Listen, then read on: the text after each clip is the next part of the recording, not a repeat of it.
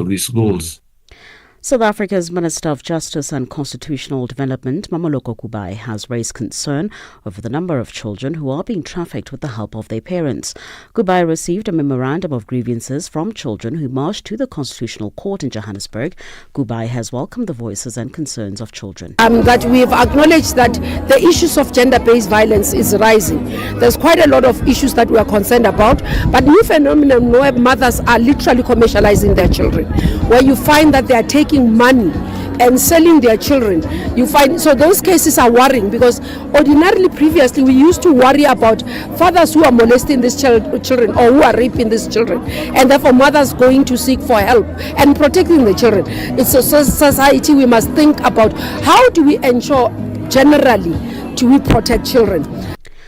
Doctors Without Borders says people it treated at a US-backed aid site in Gaza reported being shot at from all sides by Israeli soldiers. Witnesses say the Israeli military had opened fire using drones, helicopters. Site opened, and that there was some efforts by the Israelis to tell them to move back because it was too early, and perhaps that seems to be the environment in which what happened played out. For any news stories you would like to share with us, please do send an email to newsroom@channelafrica.co.za or call us on +27 11 714 4459.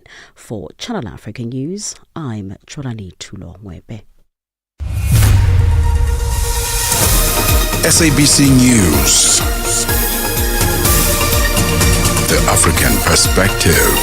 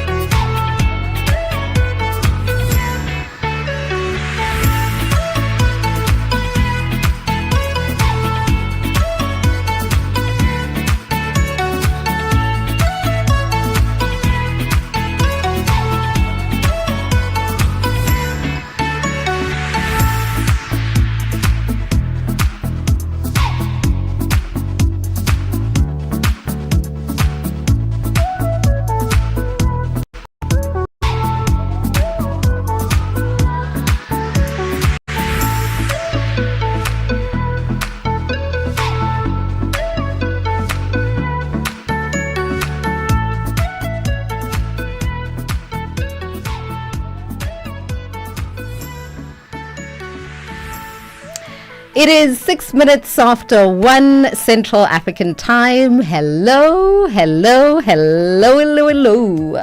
Welcome to The Upside with me, Mpumi, Ngubeni, and Tebogo. He's back! Oh, it's nice to know I was missed. You were missed. Of course you were missed. Even if it was just for 3 hours, but I'm glad. I am so glad. It wasn't for 3 hours if you think about it. No, it was 3 hours. No, because we have the pre-production meeting in the mornings. Well, okay, fair enough. So fair it's enough. not Yeah. pretty much the whole day. Yeah, the show exactly. takes the whole day. Absolutely. Doesn't it? And we're ruminating about the show the entire time before we come on air. So it takes up a lot of one's mental space. Yeah. It does. Physical. Yeah. Yeah. How was the weekend? Weekend was fantastic. Too short. Weekends are such a joke, to be honest. They really are. They're just such a joke. Someone said we must really get into the habit of having 4-day work weeks and 3 weekends. Whatever happened to that? Remember, government was doing a study and... Can we trust anyone? Because at some point they said, work from home, it's okay. Remote working, it's okay. Now everyone is forced to come back. Let's revolt. This deserves a march. No, let's revolt. Strike. Because at some point we did prove that we can be efficient and productive. Even more working efficient. from home. Even more. Yeah, because then the lines are blurred, right? Yeah, There's no work-life balance. There's no Everything. Because boss can just call you at 9 p.m. and say, hey. And 3-day weekends. That's a belief, man. My goodness. No, 4-day, you mean? No, no, that's exaggerating it. Really? 4-day weekend. Yeah. So only work 3 days. Yeah. It sounds fair to me. My problem is that the weekends make you spend money. They needn't. So the more weekends we have, They needn't. Think about COVID. didn't you spend? Okay, well, we couldn't spend No, money we because couldn't. there was nothing. We had to to be do. really creative with how we spent our time with our loved ones. We were baking, we were cooking, we were playing. Yeah, but you're not going to do that now with access to everything. Everything is open now. You can travel, you can explore. You'll spend even more money. Anyway, we'll advocate for the 3-day work weekend. What's coming up with the show this afternoon? Listen, I hear we're talking about Starlink. We're going to speak about Starlink until our guests let us down. So we're no longer going to be speaking about Starlink and finding out what Starlink is. We'll probably visit that conversation later on in the week or next week sometime. I'm hoping so, because it is an important one, right? I thought we'd be covering this thing like every single day for the next couple of weeks, since quite a few things are changing. And we ought to be. Hence I say it is an important conversation, and you and I will talk about it soon. Cape Town is another new luxury development. Aren't they tired? I'm personally tired of Cape Town and their luxury developments. We'll find out what is different about Lily May. I mean, they are saying it is a premium apartment. Yes. They've got amenities that will leave you salivating. And so if you are in the property market, if you are looking, then Lily may just be the place for you to invest in. We'll look at property and land scams. What are they? How do they come about? How can you safeguard yourself from being a victim of these kind of scams? And just because everybody is being encouraged to own, right? Yeah.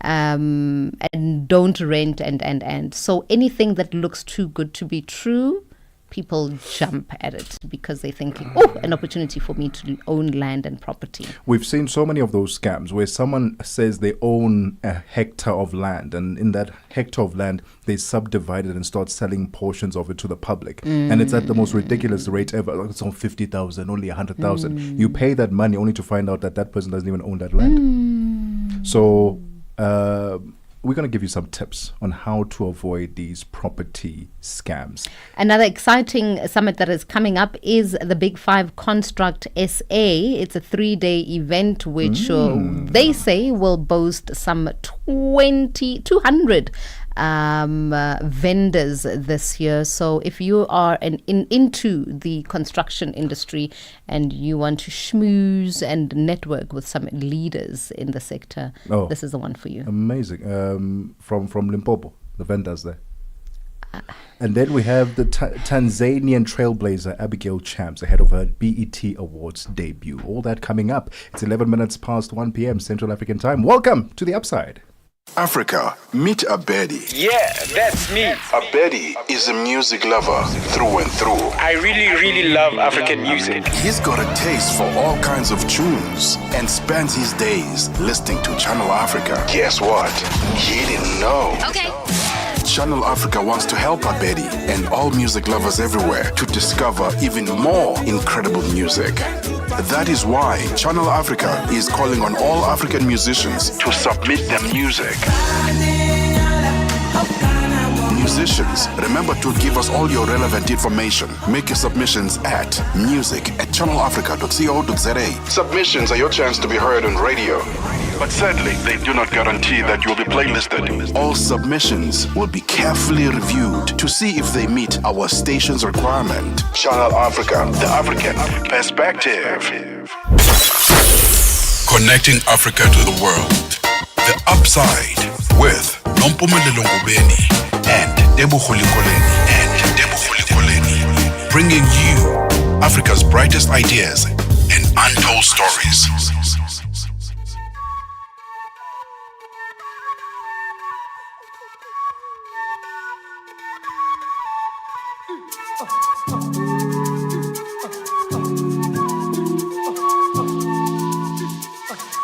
Holy Ghost fire, Holy Ghost fire. Live and real with Tebogo and Ngubeni. Ngubeni talks money, Africa in business, 4 till 5 p.m. 5 till 6, we put on a little bit more color. Vue d'Afrique with Joel Muteba. We go to East and Central Africa and find Darubinia Africa with I Am Shakif. Madapiri gives us some life. Zochitika, 7 till 8 p.m. Maria Mokumalo comes in 8 till 9. We get some useful knowledge. Kalodiscopia. 9 till 10, we take a look in Africa and beyond. Africa World Hour with Sipiso Makwetla. And we close it up with some love. The Hotlines with Shailen Dikumana. 10 till 12 p.m. on Channel Africa. Across borders, across time zones. On air, online. This is Channel Africa. Africa has a voice, and that voice is Channel Africa. It keeps you in motion, speaking, singing, questioning, rising. Wake up with Rise and Shine 6 till 9. Peter and Asanda as they bring you breaking news, sharp analysis, and the voices that shape the day. At mid-morning, we get on the move with Palisa and Benjamin, digging into the African lifestyle, people, and the things that make Africa smile. 12 till 1, Africa Update with Lulu Kabu, getting in-depth, powerful stories, and the perspective you won't hear anywhere else. The Upside, 1 till 4, live and real, with Tebogo and Ngubeni. Ngubeni talks money, Africa in business, 4 till 5 p.m. 5 till 6, we put on a little bit more color. Vue d'Afrique with Joel Muteba. We go to East and Central Africa and find Darubinia Africa with I Am Shakif. Madapiri gives us some life. Zochitika, 7 till 8 p.m. Maria Mokumalo comes in 8 till 9. We get some useful knowledge. Kalodiscopia. 9 till 10, we take a look in Africa and beyond. Africa World Hour with Sipiso Makwetla. And we close it up with some love. The Hotlines with Shailen Dikumana. 10 till 12 p.m. on Channel Africa. Across borders, across time zones. On air, online. This is Channel Africa. Africa has a voice, and that voice is Channel Africa. It keeps you in motion, speaking, singing, questioning, rising. Wake up with Rise and Shine 6 till 9. Peter and Asanda as they bring you breaking news, sharp analysis, and the voices that shape real. With Tebogo and Ngubeni. Ngubeni talks money, Africa in business, 4 till 5 p.m.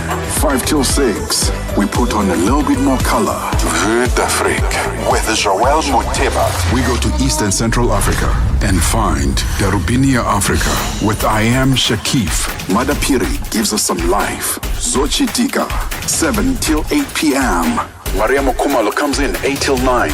We get some useful knowledge. Kalodiscopia. 9 till 10, we take a look in Africa and beyond. Africa World Hour with Sipiso Makwetla.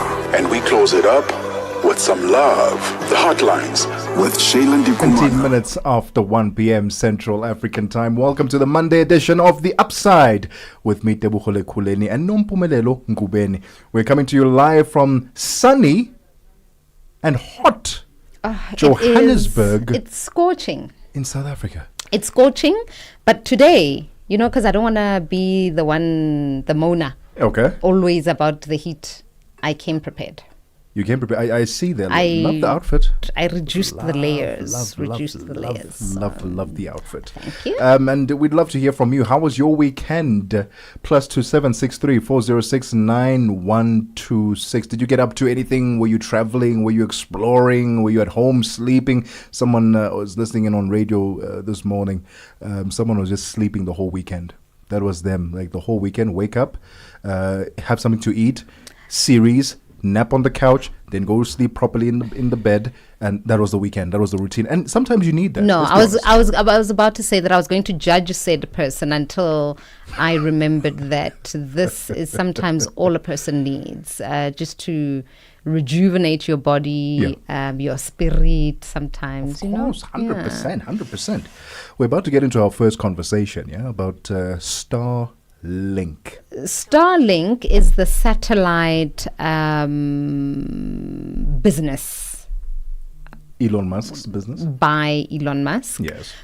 And it promises, I don't want to say too much because, our guest is going to explain to us exactly what Starlink is. But the provision of internet to rural areas in particular, all around the world.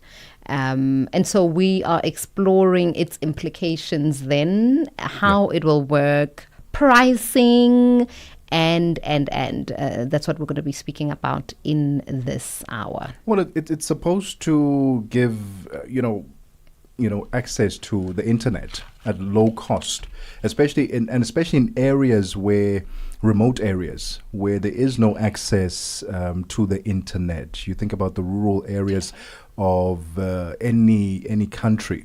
There is no satellites there. You can't access internet, and when you go there, it's such a struggle. So the hope is that the Starlink is going to link everyone up, and you'll have access to the internet at a very affordable price. I think it's good, right? That's what we need, is it not? Yeah, absolutely. All right, so let's not even. Why were we complaining the last time when Elon was suggesting that was come to South Africa? Well, because I don't think it's as cut and dry or clear cut as that, right? I think we need to look very closely at the likes of the Ukraine, where it's already operating, in the US as well. So we need to be a little bit more circumspect. Absolutely. Listen, after months of delays, debates, and digital anticipation, Starlink is officially landing in South Africa. Now, this isn't just about faster Wi-Fi. It's about giving rural schools a fighting chance, powering remote work, boosting e-commerce, and shrinking the digital divide.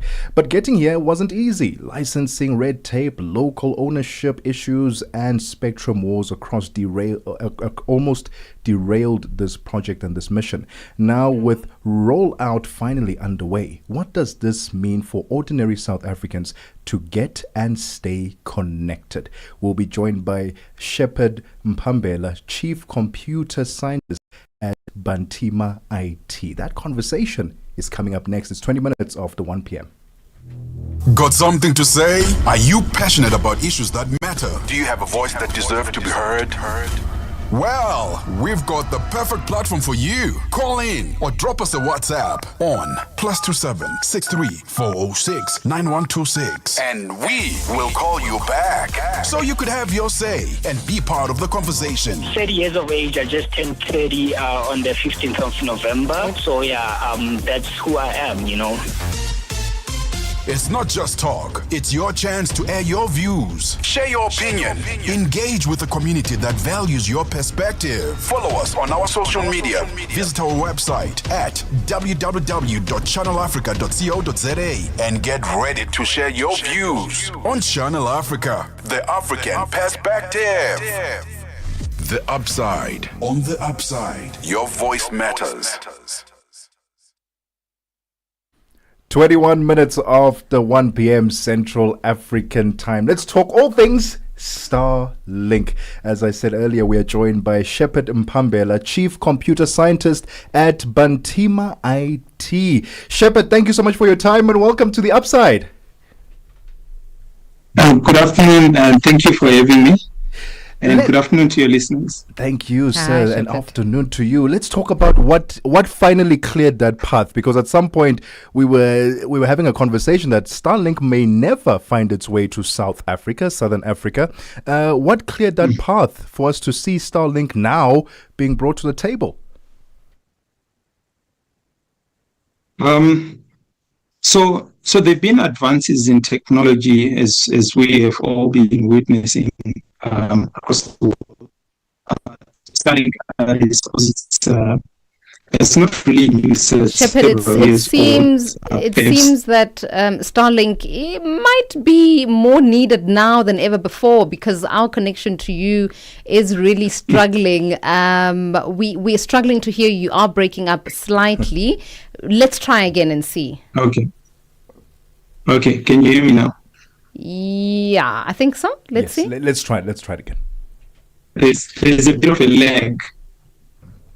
Okay, there we go. So Shepherd, sorry, Shepherd. We'll just ask our producer. Maybe let's connect you to a different line. Yeah. Because this is a very important conversation, and we don't want our listeners to miss out on it. All right. So while we reconnect Shepherd, let's take a quick little breather. It's 23 minutes after 1 p.m. Central African time. Annika Longi sur Channel Africa. Nous allons danser au son de Haya que je dédicace à vous tous, chers auditeurs, qui êtes en train de suivre cette émission Mix Vibration. N'oubliez pas, vous pouvez suivre à partir de l'application SABC+. Vous choisissez Channel Africa pour suivre l'émission en direct. Nous allons danser au son de Haya. Annika Longi, tous les dimanches sur Mix Vibration. Channel Africa, your voice, your sound, and your home. Stay logged right here. We have decided to ditch the internet of things for now while we speak about internet, with Shepherd, and we have him now on the line. Do stay tuned to us. Check out our social media platforms and stream us live on Channel Africa on YouTube. Shepherd, we have you back. Yes, good afternoon. All right. Shepherd, you were just touching on what cleared that path, because we didn't think that it was going to happen for South Africa, but now we're having Starlink entering the market. What was the route to getting it here then? So I think there's been a matter which was in the public discourse and domain in terms of the legalities of getting a telecoms company to operate in South Africa vis-a-vis the Triple B Act. Yeah. And so I think there's been my observation a revisit of some of the policy changes that were probably proposed sometime last year yes, and there's a feeling that the recent measures precipitate that resolution of those matters, even though they were tabled perhaps months before the recent events, in terms of what we've seen televised, the visit to the White House and the discussions relating to Starlink.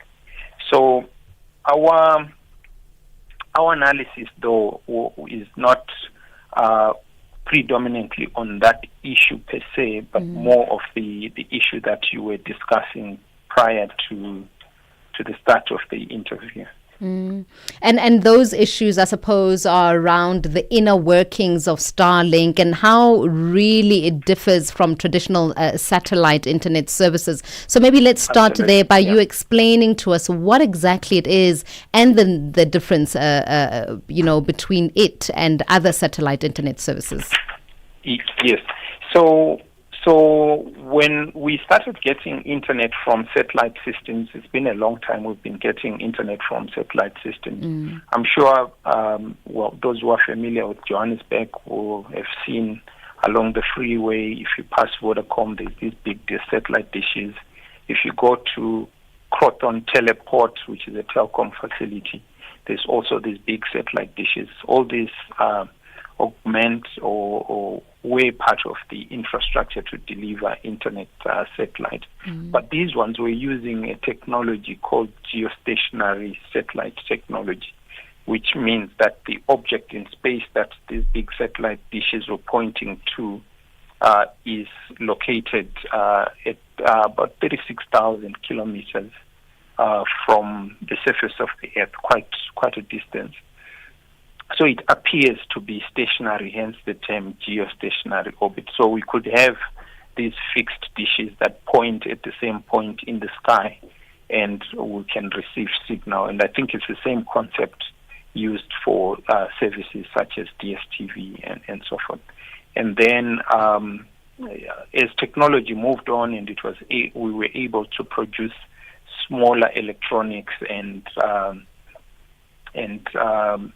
basically stronger communication equipment, then the concept of low Earth orbit was born in terms of being able to deploy satellites, this time around not at the great distance of 36,000 kilometers, but it's about circa 560 kilometers. Sure. That's where most of the Starlink satellite, and they're much smaller, probably the size of your bar fridge,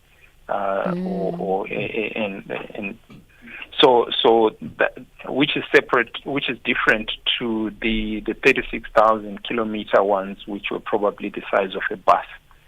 So that's where and now because we're deploying them at a low orbit, they move faster. Yeah. So we need more of them, unlike the geostationary one where we could use 1 or 2 or 4.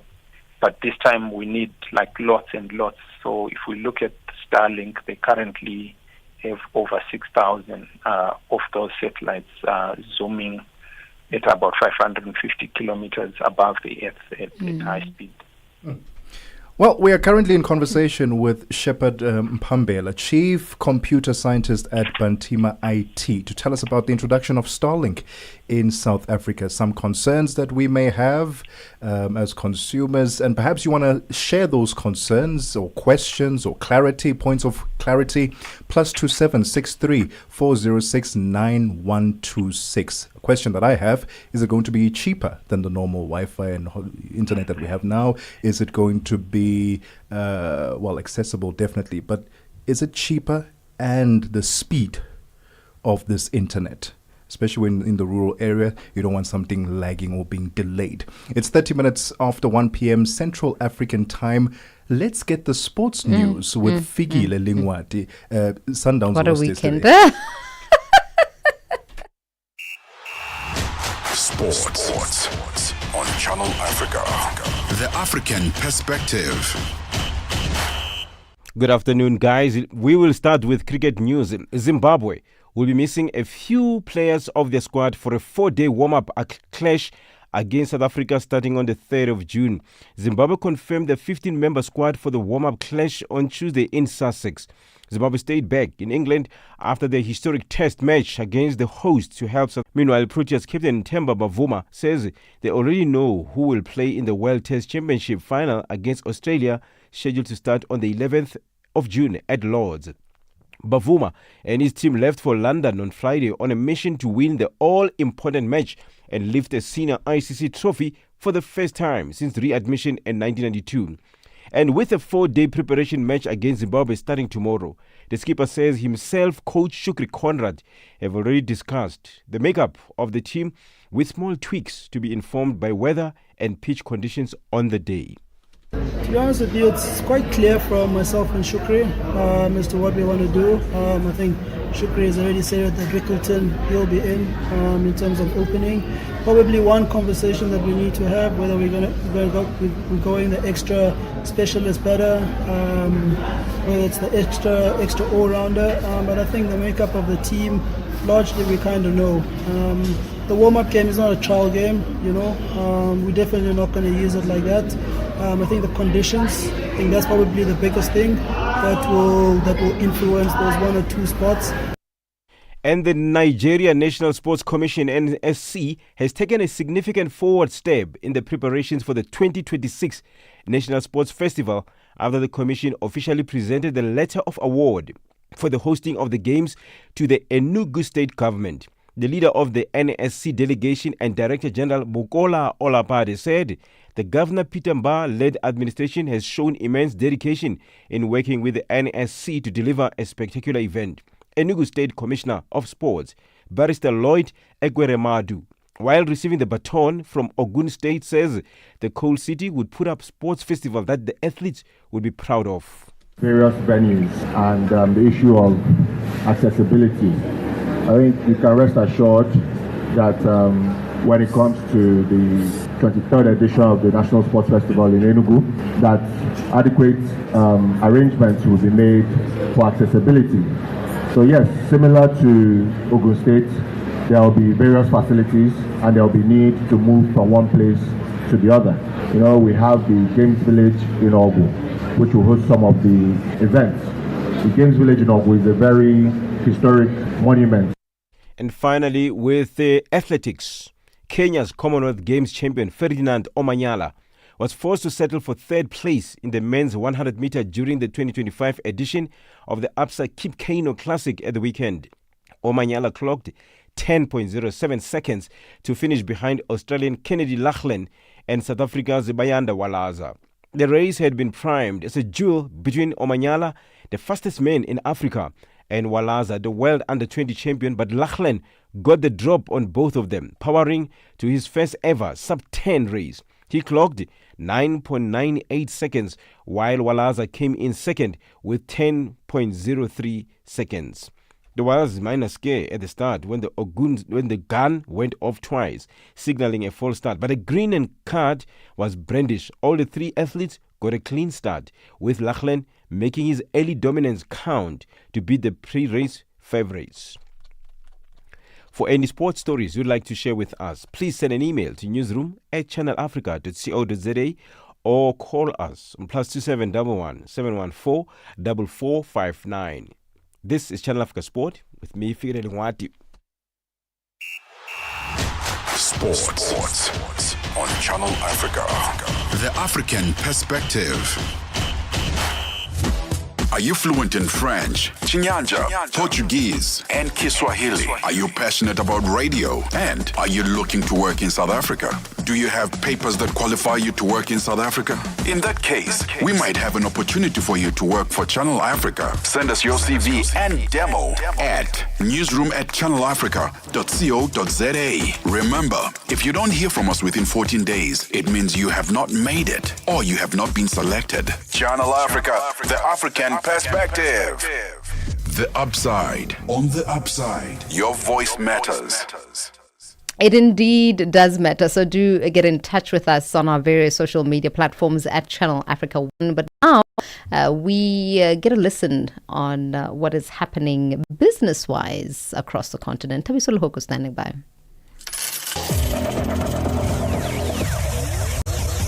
Business news on Channel Africa. The African perspective. Good afternoon. Ethiopian Airlines is looking to order at least 20 regional small narrow-body jets as it moves to expand its domestic fleet and replace some aging aircraft.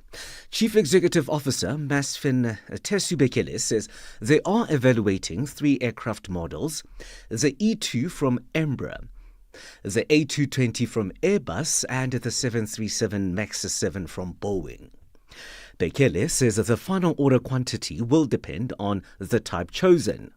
Boeing's 737 MAX 7, which has a larger seating capacity and sits at the bottom of a larger category than the Airbus A220, and Embraer E2 is yet to be certified.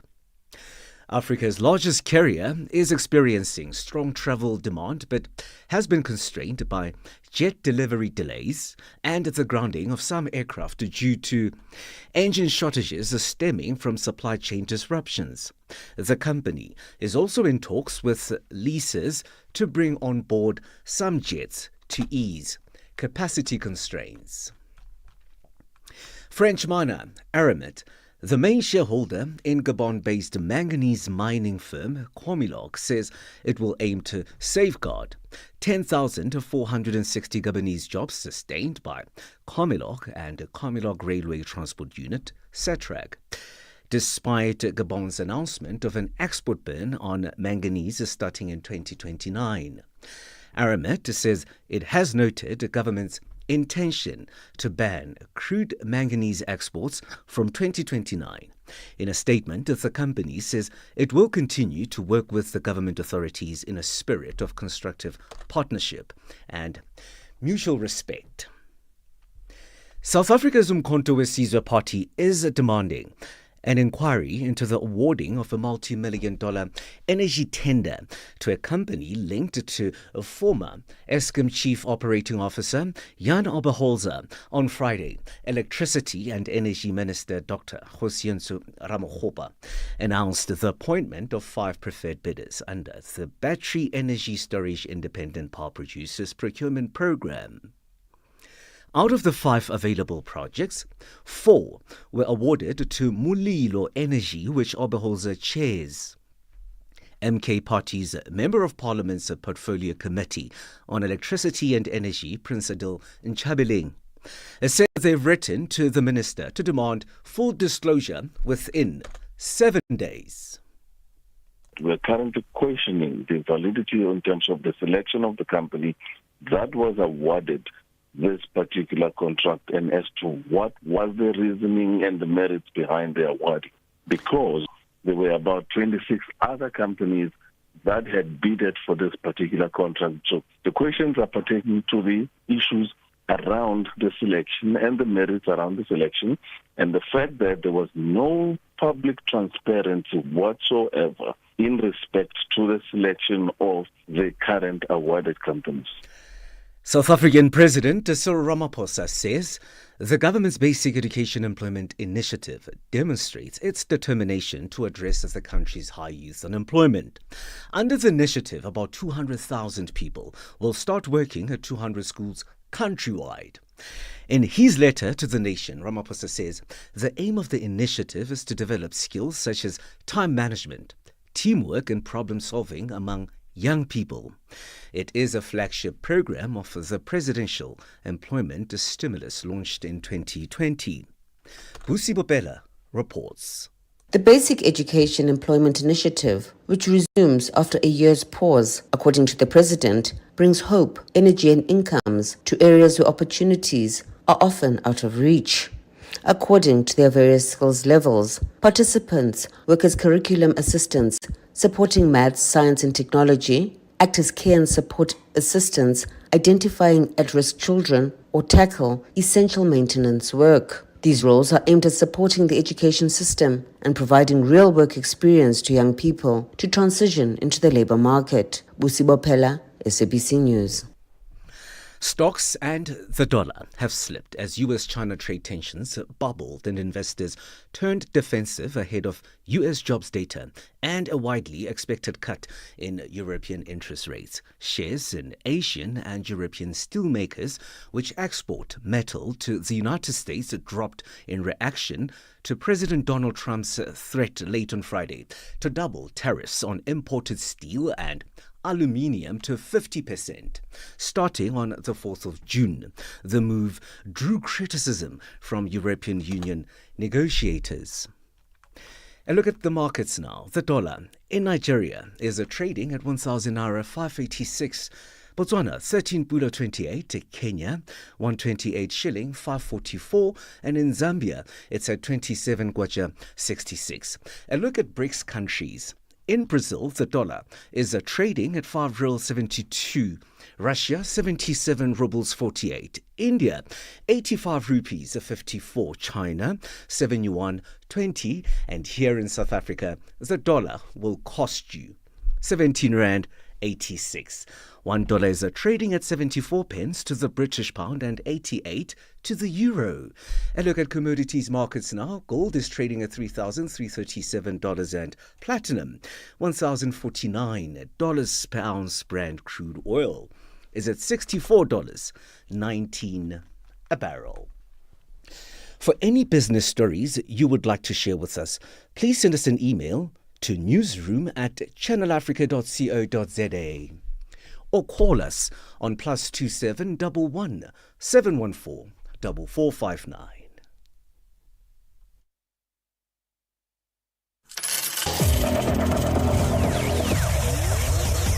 Business News on Channel Africa. The African Perspective. We are telling aspirational and empowering stories this Africa Month on Channel Africa, the African Perspective. Yes, it is now 43 minutes after 1 p.m. Central African time. Welcome back to The Upside with me, Tebogo and Mpumi Ngubeni. We are still in conversation with Shepard Mpambela, Chief Computer Scientist at Bantima IT, about the introduction of Starlink in South Africa. Shepard, thank you so much for staying on the line. We'd love to hear from you, though. When it comes to speeds and costs, is the Starlink offering going to be much better, much cheaper, much more affordable, faster than what we are seeing currently in the market? Okay, I'll address maybe the first question around performance and speed. Starlink has already been introduced into South Africa. There's some cases of bootleg kits that have made their way here and then registered in neighboring countries and so forth. So based on the uptake and that people found utility out of it already, it is a working solution. But there's no formal data for South Africa per se. A lot of it, as I mentioned, it's kind of like below the line performance. So there's no real formal statistics.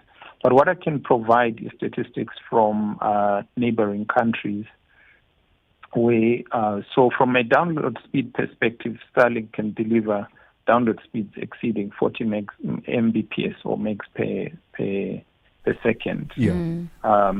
Which in certain places outpaces, a lot of terrestrial ISPs. So it's quite fast in that regard. And then what is there to note also is that it varies by country, and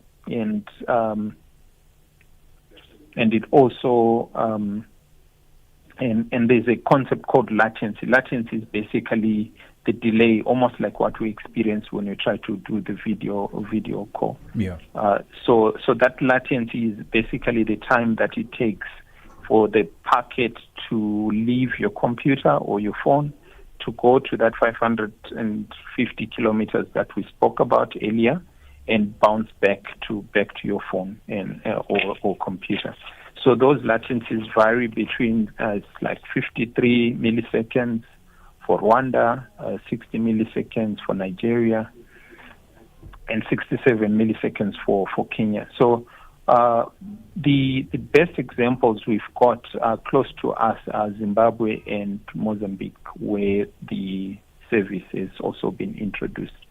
And the speeds are quite fast, especially for Mozambique. But there's a but. For Mozambique, they've just deployed what is called a ground station. So that typically helps with speeds as well, as it beams the signal back to the ground, and then from the ground station it feeds into the local infrastructure. And perhaps we'll speak about that when we talk the pricing issue. On the performance side, that's strictly just looking at the device and assuming, of course, you are situated in a remote area where you are not competing for signal with other Starlink users. When you come into the South African context, our issue starts to change in the sense that there's historical, special sort of like settlement issues that we have, where 60%, firstly, 60% of South Africans live in urban areas, and 40% of South Africans live in 40% of South Africans live in rural, in urban, but township and informal settlements, which are highly concentrated or high density areas. So now, and these are the people who need Starlink the most, because the other percentage of people, save for those living in rural areas and farms that are underserved, they have other solutions. So if you take us urban folk who stay in the suburbs, will typically have fiber to the home, and we also have very good mobile internet and other solutions, including ADSL from Telkom. So we've got like a plethora of choices versus our peers and relatives who stay in informal settlements and townships where this service would actually be needed the most. So that's from a performance issue. There are then those issues where, depending on how the houses are arranged, where you place the kit so that it can beam into the sky and see those satellites, the ones that I mentioned earlier, that are zooming over our horizon at high speed. So there start to be issues there. One, the issue of density in terms of how many people can reasonably expect to buy kits and place them on top of their accommodation or open ground to see enough of the sky to capture the internet. So that affects performance. Sure. So we've seen in about 5 African countries, Nigeria amongst them, and close to Kenya and Zimbabwe, very close to us here, where the introduction of Starlink was hailed. It's a good thing. But immediately when everyone rushed to procure the kits, the quality of service just plummeted, and people started actually going back to the traditional services, especially in the urban areas where people thought they could use Starlink to replace, the usual terrestrial internet providers. Shepard, it sounds like it might be a problem in South Africa as well when and if it does come, right, particularly in the peri-urban areas because of the lot of people, the overpopulation, I suppose. Yes, talk to us about how Starlink intends to address issues of space debris as well as sustainability in the launching of its satellites. I haven't delved into that, but I think it's a matter that SANSA, South African National Space Agency, would probably want to weigh into, so that if they have to deal with cleaning data, because these low Earth orbit satellites. If I take the SKA, for example, the square kilometer array, I do not know what impact it is. The low Earth orbit satellites will have on the data collected by SKA.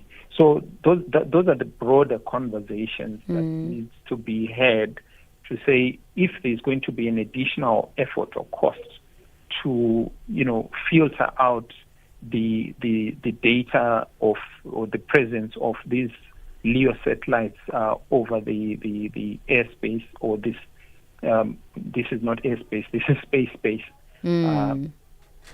Is there a cost to that? How is it going to be handled? Should then be a levy or something or whatever? But all I'm saying at the moment is, whilst it's a matter that I'm conscious of, I have not really applied my mind to say what are the solutions, but I'm conscious of the fact that there would be issues there potentially, and I think I've read a paper or two about that issue of low Earth orbit satellites, and not necessarily from a space pollution as debris per se, but as they go past, let's say our ground telescopes.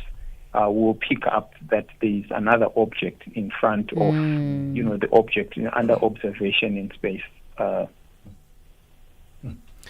And Shepard, with this kind of access in the remote areas of South Africa, what potential impact will this have on small businesses, but the rural communities at large? Very positive.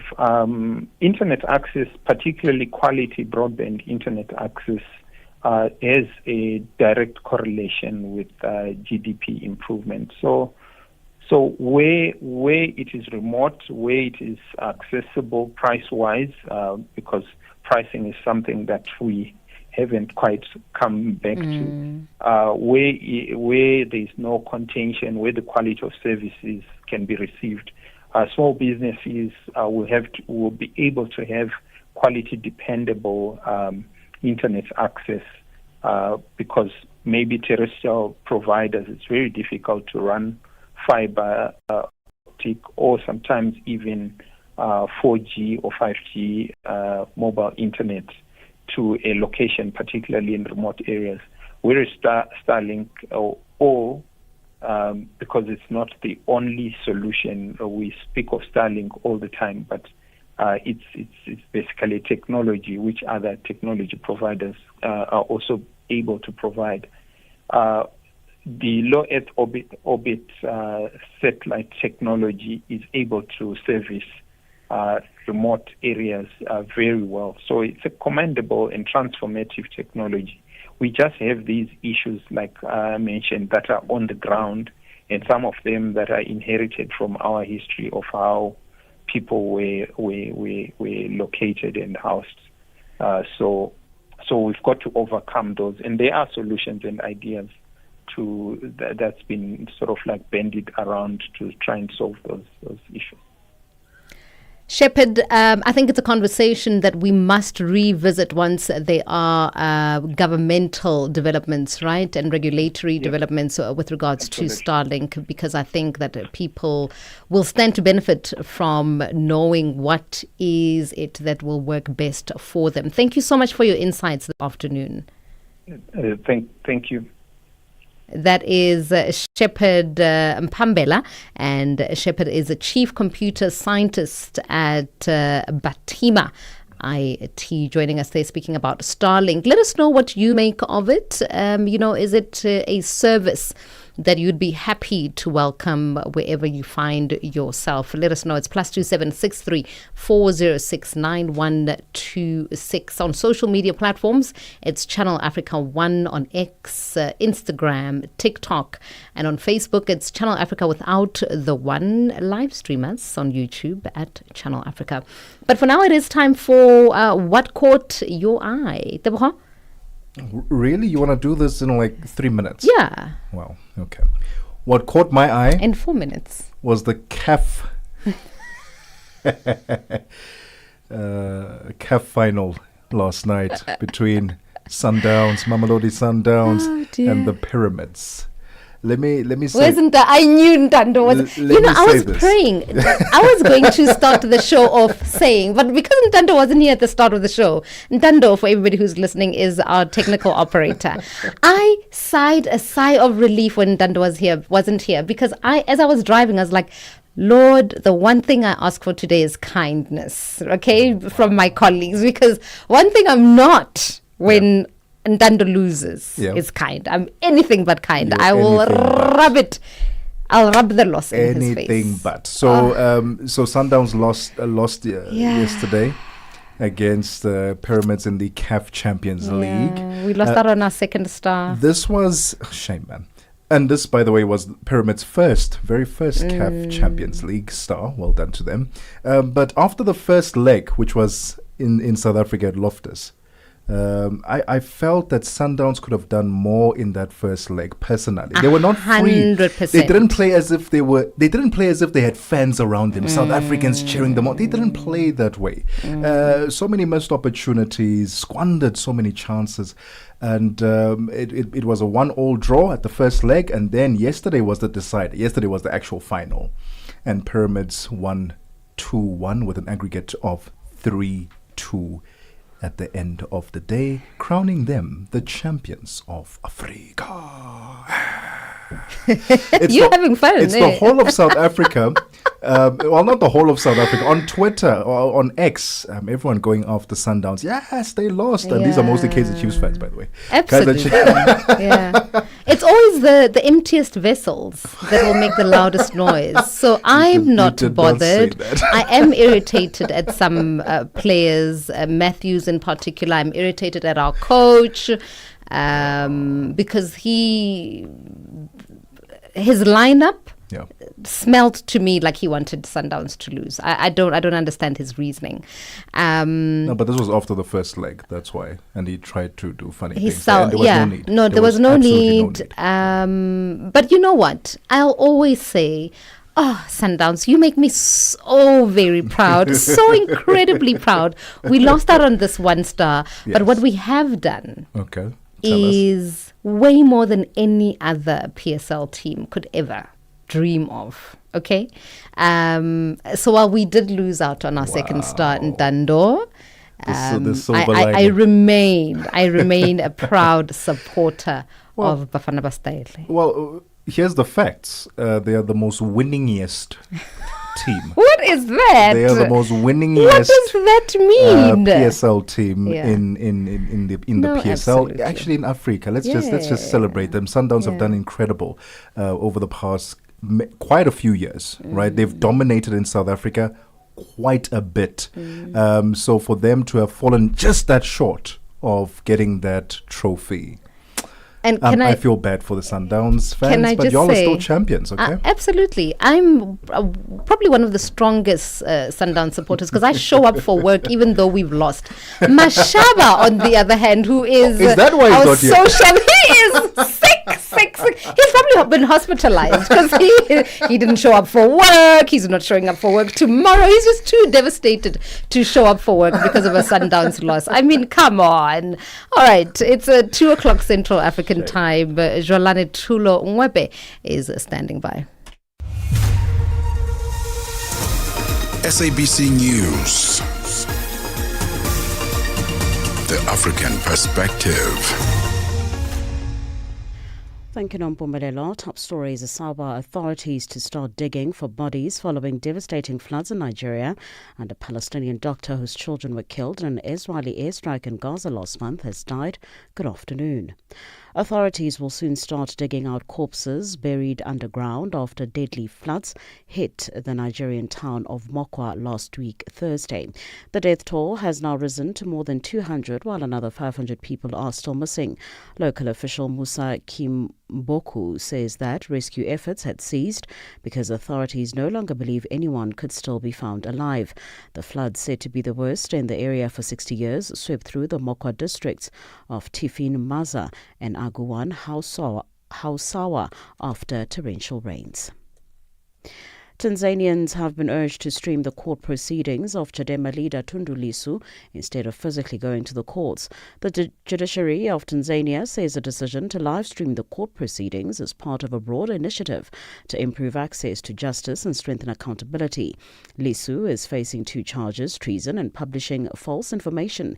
His lawyers have filed a complaint to the United Nations Working Group on arbitrary detention in a bid to ramp up international pressure for his release. Chadema spokesperson Brenda Rufia watched the proceedings online and gives her perspective on the case. So far, what we're following right now is that the government is prolonging the case with no reasons. Actually, they are saying that they do not have any witnesses as at yet. And they're prolonging the case. We do not want them to prolong the case because the case has been prolonged already. It hasn't been listened to for over 2 months now. So we're still waiting for the judgment of the case. The ruling party in Tanzania, Chama cha Mapinduzi, has launched its 2025 to 2030 election manifesto, outlining bold plans for inclusive economic growth, good governance and national development. The manifesto, presented in the capital Dodoma, lays out priorities for both the mainland and Zambia, with new sanctions aimed at improving accountability and tracking progress. Political analyst and commentator on East African affairs, Dr. Nicodemus Minde, explains. Again, this is the question of implementation. And of course, this being an election year, because most party manifestos are usually laden with lots of promises, lots of grand ideas, actually have set up a mechanism to monitor the progress of this manifesto, or whether or not they are going to really stick to this program of monitoring is another question. But again, for accountability purposes, it is important for any political party or institution that sets out goals to see whether or not they are achieving most of these goals. A Palestinian doctor whose children were killed in an Israeli airstrike in Gaza in May has died from injuries sustained in the same attack, according to health officials. Dr. Hamdi al-Najjar, who is 40, had just returned from dropping his wife, Dr. Ala al-Najjar, off at the Nasir Hospital, where the couple both worked when their home in Khan Yunis was struck. 9 of their children were killed, while the 10th was severely injured. Hamdi was treated in hospital for brain and internal injuries but died on Saturday. Allah and their 11-year-old son, Adam, who remains in hospital, are the sole remaining survivors of the family. The Israel Defense Forces said at the time that the incident was being reviewed. And finally, Doctors Without Borders say people it treated at a US-backed aid site in Gaza reported being shot at from all sides by Israeli soldiers. Witnesses say the Israeli military had opened fire using drones, helicopters, boats and tanks. This account contradicts that from Israel, which it accords with accounts from witnesses, including survivors. The BBC's Barbara Plate-Asher has the story. These are the competing narratives that we're getting. In terms of what our sources have been telling us, it sounded like people gathered very, very early because they wanted to be in front of the line to go and run and grab aid when the site opened, and that there was some efforts by the Israelis to tell them to move back because it was too early, and perhaps that seems to be the environment in which what happened played out. Recapping the top story this hour, authorities will soon start digging out corpses buried underground after deadly floods hit the Nigerian town of Mokwa last week Thursday. The death toll has now risen to more than 200, while another 500 people are still missing. For any news stories you would like to share with us, please do send an email to newsroom@channelafrica.co.za or call us on +27 11 714 4459. For Channel Africa News, I'm Cholani Tulo Mwebe. SABC News. The African Perspective.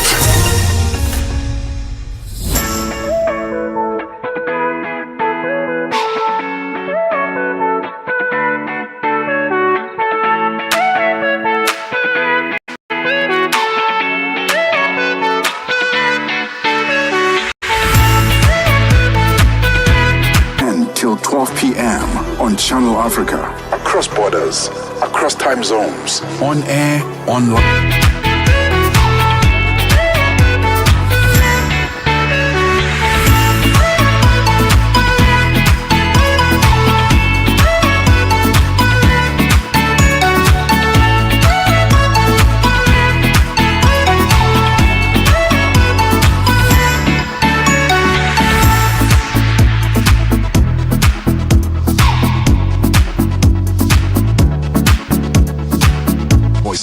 English, Kiswahili, Chinyanja, French, and Portuguese. The languages that unite 1 billion people.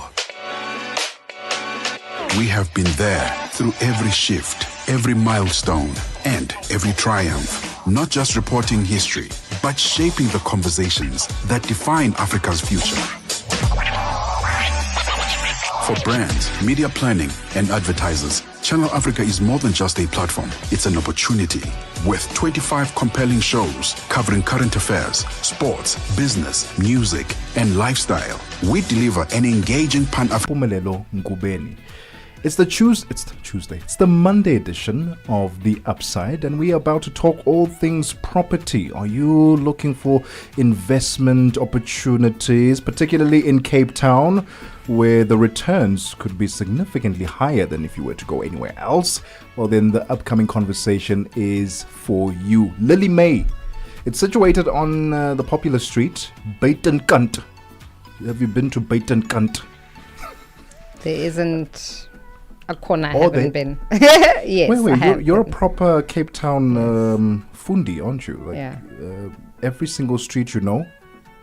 Pretty much. How are the views going to be? Because I haven't been to Lily May, so I would imagine the views at Lily May on Buitenkant would be superb. It will be mostly of the mountain. Mostly of the mountain. Yeah.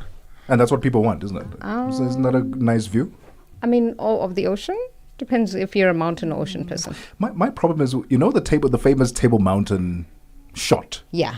That's nowhere near the CBD. You No. must drive Yeah. quite far out to see it like that. Yeah. So that's why I'm like, it's not. This is going to be in the City Bowl. People are reaching out and trying to find properties in the City Bowl because of high returns.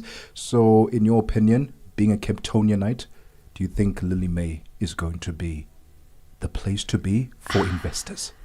You sound exhausted about talking about properties in Cape Town. No, because I think just being in the city is good enough. I really do. I think it's just That's premium stuff living in the city. That's enough. It's enough. I've been to Observatory. And that's fine. It will do. That's so old. No. You drive through there. People like that. I don't know why people like that style. Absolutely. Those places are old. Let's be honest, guys. They're I old. prefer old because it also means spacious. But those ones look like they haven't been touched in like 50 years. So I just think living in the city is good enough. I mean, just being there. And I mean, so yeah. if you're looking for views, if you are access, forecasting for growth as well, and looking to make a return on your investment, absolutely, then this is the conversation for you to tune into. We are going to be speaking to Emmanuel, who is the CEO and founder of the Revo property, about this new development, Lily May, which is in the heart of Cape Town. Yeah. Before we go to a break, shall I tell you about what caught my eye? Yeah, okay. So there is a South African producer, filmmaker, and personality. Okay. Lebo M. Oh yeah, there we go. Okay. Lebo M, famously known for Lion King. That soundtrack, yeah. Lebo M is said to be taking on a 10th wife. 10. 1, 2, 3, 4, 5, 6, 7, 8, 9. 10th wife. Okay. While there's been a lot of criticism leveled against this move, I love a lover of love. I cannot fault the man. That's exactly you right. have come onto the show and spoken about women who sue men for wasting their time. Absolutely. You can never accuse Lebo M of wasting anybody's time. Absolutely. Because the second he meets you, you are his wife. Yeah. That's not a waste of time. If marriage is what you want, marriage is what you will get from. Because I truly believe the M stands for marriage. Malobola. This is a man. Level marriage. Yeah, this is a man who knows exactly what he wants. He does not hesitate. And actually, why are people frowning and hating on him? Let him live his life. Frowning? He found love again for the 10th time. He Let him is be. pursuing the one thing Absolutely, that yeah. matters in love, in life, and that is And love. that's love. It's love. Nothing else trumps love in this. So, Nalebo, I personally, Mpumi Ngubeni, am in support of your pursuit for that one true love. Do it. Even if it means 100%. 50 times. Do it. We're with you. Yeah. We're with you. I think as a nation, we are aiming for 20. So 10 right now. You're halfway there. I am not going to speak ill over this new marriage. It might just be I'm the not last speaking and ill. final one. I'm just Exactly. saying You may the not know. intent behind what Lebo M is doing, I am in support of. Find love as many times Yeah, as you need to. Don't just give up. It's Yeah. exactly that. Don't just give up. It's 12 minutes after. We should have stopped at 10 minutes past, because then that would have been very Lebo M of us. But 12 minutes after 2 p.m. Central African Time. Mornings made better with Peter and Asanda on Rise and Shine. I want the Africa that makes every single African proud of the continent and have hope. And there's so much stuff that's going on that's positive. And if we can just lock into that, Namaganjani, everyone is going to get there. Where are we going? Where are we trying to get to? The idea of working together, which is why I'm excited about this new voice. And the new voice is me, Asanda Peta, broadcast journalist with about 15 years of experience on the radio space. Welcome, Asanda. I've been waiting for you for a long time. Were you waiting for me? I was. Really? Yeah, because for 3 months I was on my own. So be sure to tune in right here on Channel Africa Mondays to Fridays from 6 till 9 a.m. Central African Time. If you want to know about your continent, this is the best place to start your day. Rise and Shine on Channel Africa. Hi there. Do you want to elevate your business and give it a voice in South Africa and Africa as a whole? Well, in that case, let Channel Africa make this a possibility. Channel Africa is willing to advertise your business for as little as 30,000 rands or $1,719.18. To get access to these great rates, send all requests to mukwenata@SABC. That's MOKOENATA@SABC. Channel Africa, the African perspective.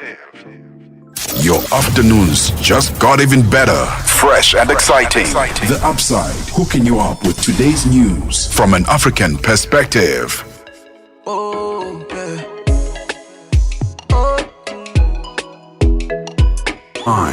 This is Channel Africa. Africa has a voice, and that voice is Channel Africa. It keeps you in motion, speaking, singing, questioning, rising. Wake up with Rise and Shine 6 till 9. Peter and Asanda as they bring you breaking news, sharp analysis, and the voices that shape the day. At mid-morning, we get on the move with Palisa and Benjamin, digging into the African lifestyle, people, and the things that make Africa smile. 12 till 1, Africa Update with Lulu Kabu, getting in-depth, powerful stories, and the perspective you won't hear anywhere else. The Upside, 1 till 4, live and real, with Tebogo and Mpumi Ngubeni. Ngubeni talks money, Africa in business, 4 till 5 p.m. 5 till 6, we put on a little bit more color. Vue d'Afrique with Joel Moteba. We go to Eastern Central Africa and find Darubinia Africa with I Am Shakif. Madapiri gives us some life. Zochi Tika, 7 till 8 p.m. Maria Mokumalo comes in 8 till 9. We get some useful knowledge. Kalodiscopia. 9 till 10, we take a look in Africa and beyond. Africa World Hour with Sipisa Makwetla. And we close it up with some love. The Hotlines with Shailen Dikumana, 10 till 12 p.m. on Channel Africa. Across borders, across time zones, on air, online. This is Channel Africa. Africa has a voice, and that voice is Channel Africa. It keeps you in motion, speaking, singing, questioning, rising. Wake up with Rise and Shine 6 till 9. Peter and Asanda as they bring you breaking news, sharp analysis, and the voices that shape the day. At mid-morning, we get on the move with Palisa and Benjamin, digging into the African lifestyle, people, and the things that make Africa smile. 12 till 1, Africa Update with Lulu Kabu, getting in-depth, powerful stories, and the perspective you won't hear anywhere else. The Upside, 1 till 4, live and real, with Tebogo and Mpumi Ngubeni. Ngubeni talks money, Africa in business, 4 till 5 p.m. 5 till 6, we put on a little bit more color. Vue d'Afrique with Joel Moteba. We go to Eastern Central Africa and find Darubinia Africa with I Am Shakif. Madapiri gives us some life. Zochi Tika, 7 till 8 p.m. Maria Mokumalo comes in 8 till 9. We get some useful knowledge. Kalodiscopia. 9 till 10, we take a look in Africa and beyond. Africa World Hour with Sipisa Makwetla. And we close it up with some love.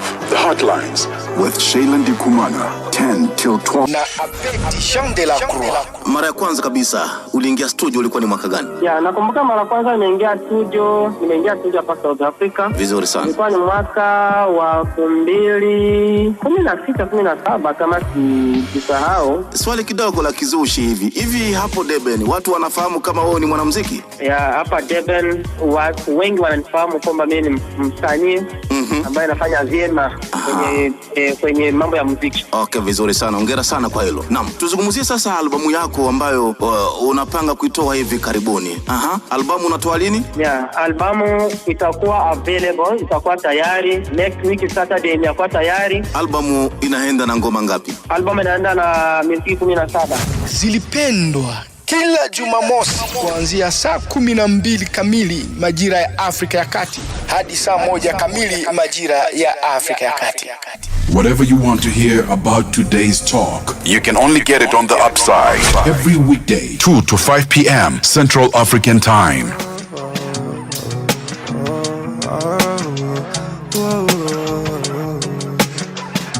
PM on Channel Africa. Across borders, across time zones. On air, online. This is Channel Africa. Africa has a voice, and that voice is Channel Africa. It keeps you in motion, speaking, singing, questioning, rising. Wake up with Rise and Shine 6 till 9. Peter and Asanda as they bring you breaking news, sharp analysis, and the voices that shape the day. At mid-morning, we get on the move with Palisa and Benjamin, digging into the African lifestyle, people, and the things that make Africa smile. 12 till 1, Africa Update with Lulu Kabu, getting in-depth, powerful stories, and the perspective you won't hear anywhere else. The Upside, 1 till 4, live and real, with Tebogo and Ngubeni. Ngubeni talks money, Africa in business, 4 till 5 p.m. 5 till 6, we put on a little bit more color. Vue d'Afrique with Joël Moteba. We go to East and Central Africa and find Darubinia Africa with I Am Shakif. Madapiri gives us some life. Zochi Tika, 7 till 8 p.m. Mariamo Kumalo comes in 8 till 9. We get some useful knowledge. Kalodiscopia. 9 till 10, we take a look in Africa and beyond. Africa World Hour with Sipisa Makwetla. And we close it up with some love. The Hotlines with Shailen Dikumana, 10 till 12 p.m. on Channel Africa. Across borders, across time zones. On air, online. This is Channel Africa. Africa has a voice, and that voice is Channel Africa. It keeps you in motion, speaking, singing, questioning, rising. Wake up with Rise and Shine 6 till 9. Peter and Asanda as they bring you breaking news, sharp analysis, and the voices that shape the day. At mid-morning, we get on the move with Palisa and Benjamin, digging into the African lifestyle, people, and the things that make Africa smile. 12 till 1, Africa Update with Lulu Kabu, getting in-depth, powerful stories, and the perspective you won't hear anywhere else. The Upside, 1 till 4, live and real, with Tebogo and Ngubeni. Ngubeni talks money, Africa in business, 4 till 5 p.m. 5 till 6. Town giving you Never Leave. And before that, we went to Nigeria with Olakira with Hey Lover. Welcome back to the Monday edition of The Upside with me, Tebogo and Mpumi Ngubeni. We'll be with you all the way to 4 p.m. Central African time. Are you looking to invest into property? Perhaps Cape Town has been a destination that you've been looking at and looking into and want to increase your investment portfolio. Well, stay tuned for the upcoming conversation. And if you have any questions, perhaps concerns, or just investment related questions that you want us to tackle with our guest, send us a WhatsApp. +27 63 406 9126. On our social media platform, you can stream us live on social media at Channel Africa 1 on X, Instagram, TikTok, YouTube, and at Channel Africa on Facebook. Use the hashtag TheUpside. we should be asking our resident Cape Townian, if she were to buy property, where would it be in Cape Town? I suppose you're speaking about Emmanuel. I was asking you, but okay, I will ask you. We'll definitely be asking you. No, I'm not answering that question because we are speaking about Lily May this afternoon, and it's nestled in the heart of Cape Town CBD. Yeah. It launched and it has officially launched and set to bring luxury living and investment potential to one of the world's most iconic urban destinations. Okay. I want you to think Art Deco elegance, rooftop views of Table Mountain, fully managed units, and net rental yields of up to 11.66% as digital nomads and tourists continue to pour into the mother city. Cape Town's rental market is booming, and Lily May is perfectly placed to capitalize on that growth. We are joined on the line by CEO and founder of Revo Property, and that is Emmanuel Germanis. Emmanuel, is it Germanis? It's Germanis. It is Germanis. Good afternoon. Thank you so much for joining us. Good. Thank you. Thank you for having me. Look, all right. Let's start with Tebogo asked earlier on where in Cape Town I would live, and I just think it is such a privilege. And I'd be happy to live anywhere really in the city, whether it's having the view of the mountain or the ocean. I think it's just a spectacular city to live in. But tell us about what inspired Lily May and what people can expect from this new development. So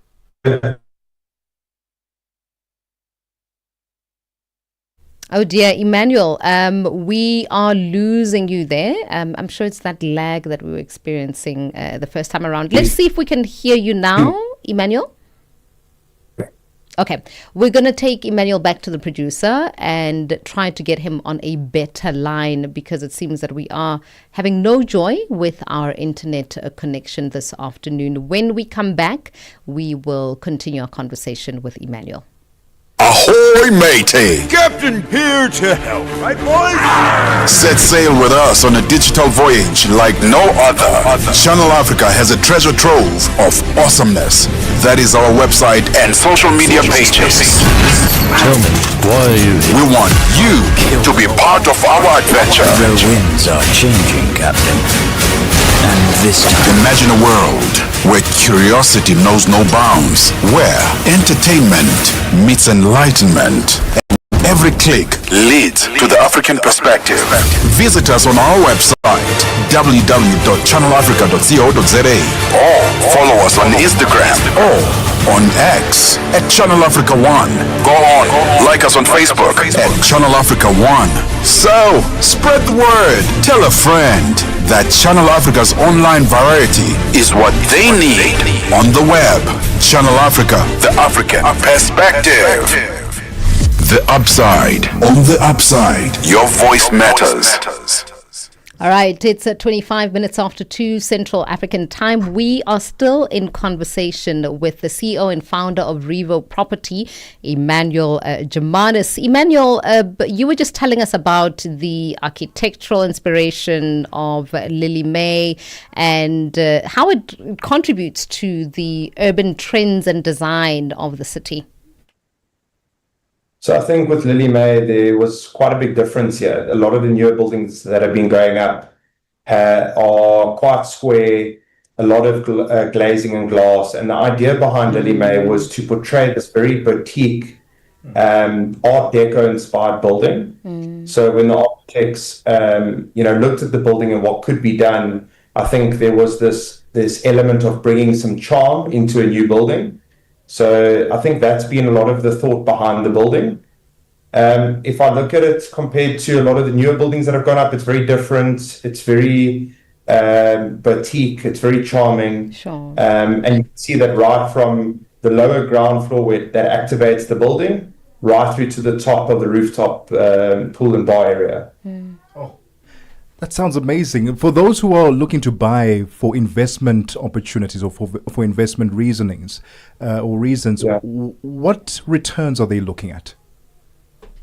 So I think the idea behind Lily May was a lot of buildings in Cape Town are not purpose-built for short stay property rentals. Yeah. So and the idea was to actually fully engage with that and encapsulate that into the building. So the returns that we are that have been pitched are north of 10% net returns, because the building is fully engaged and encompasses short-term letting. So it's fully geared for that.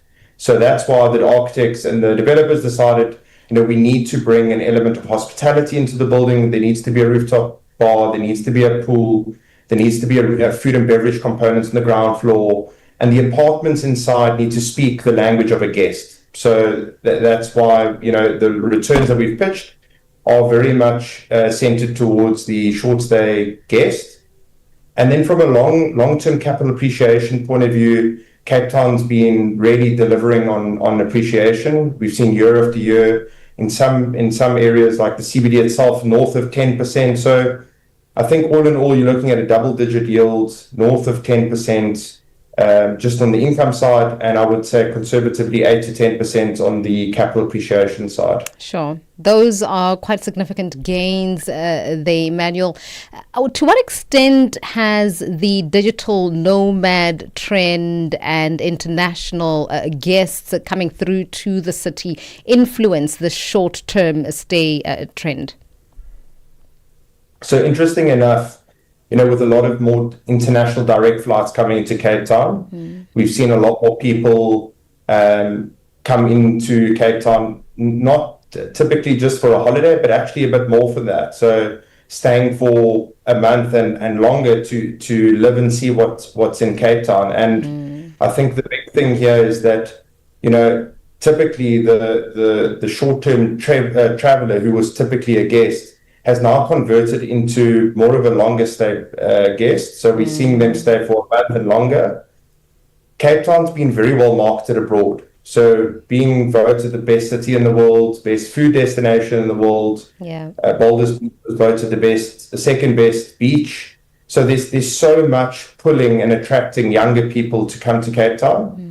And there's also, the opportunity to not just stay here for a week or two, but to stay longer and being able to work. So Cape Town's become a platform, an international platform that's attracting younger people for longer stays. So we're seeing them come through for a short period of time, but then also looking at the benefit of Cape Town and the value that it has relative to the global market. And digital nomads are actually putting money into Cape Town now. They're buying real estate. They're not just a guest anymore. And Emmanuel, just quickly before we let you go, when do sales go live and what are the entry-level price points?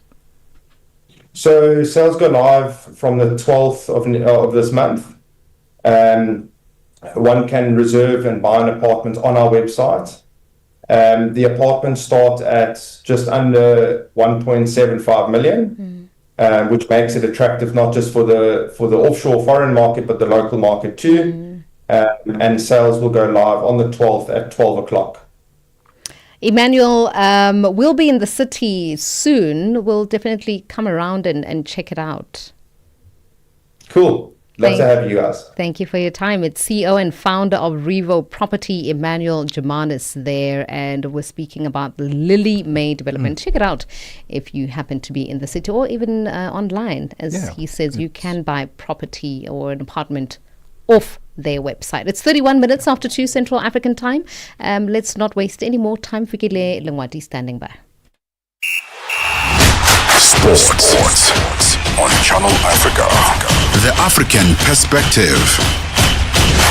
And in this hour, guys, we begin with cricket news. Proteas pace spearhead Kagiso Rabada says he's ready to face old foes Australia in the World Test Championship final at Lord's next week. The 105-day clash could be defining for the country's red ball cricket at international level, having yet to win the biennial championship since its inception in 2019. Rabada, who had been at the center of controversy in the past few weeks over a positive cocaine test, says he's now fully focused on the game and ready to play. Well, I think it's just because they come at you, and I think that gets the best out of me. When they come at me, then I think it gets the best out of me, and they've been notorious for that over the years, right? So, yeah, let's see. Rabada, the last time he played for the Proteas at the hallowed ground, he got himself on the honours board with a 5-wicket haul against England in August 2022. He says another such performance would be welcome, but a win for the team is more important. Yeah, 100%. Lords is a special ground, and I'm glad to be on the honours board there, and to be there along with some great company. So hopefully I can get on it again. That would be 100%. But if I don't get on it and we win, I'd rather take that. Meanwhile, Zimbabwe will be missing a few key players of their squad for a 4-day warm-up clash against South Africa starting on the 3rd of June. Zimbabwe confirmed their 15-member squad for the warm-up clash on Tuesday in Sussex. Zimbabwe stayed back in England after their historic test match against the host to help South Africa with their preparations for the World Test Championship WTC final, as the two teams will be involved in a 4-day game.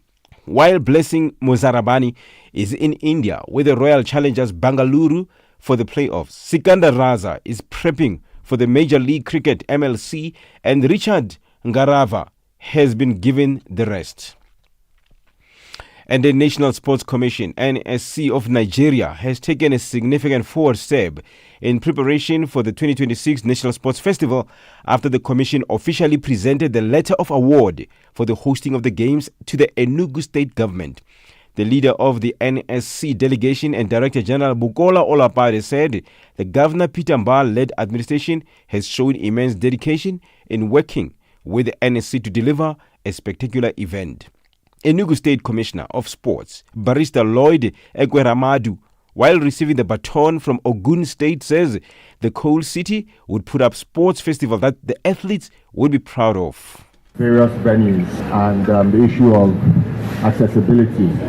I think you can rest assured that when it comes to the 23rd edition of the National Sports Festival in Enugu, that adequate arrangements will be made for accessibility.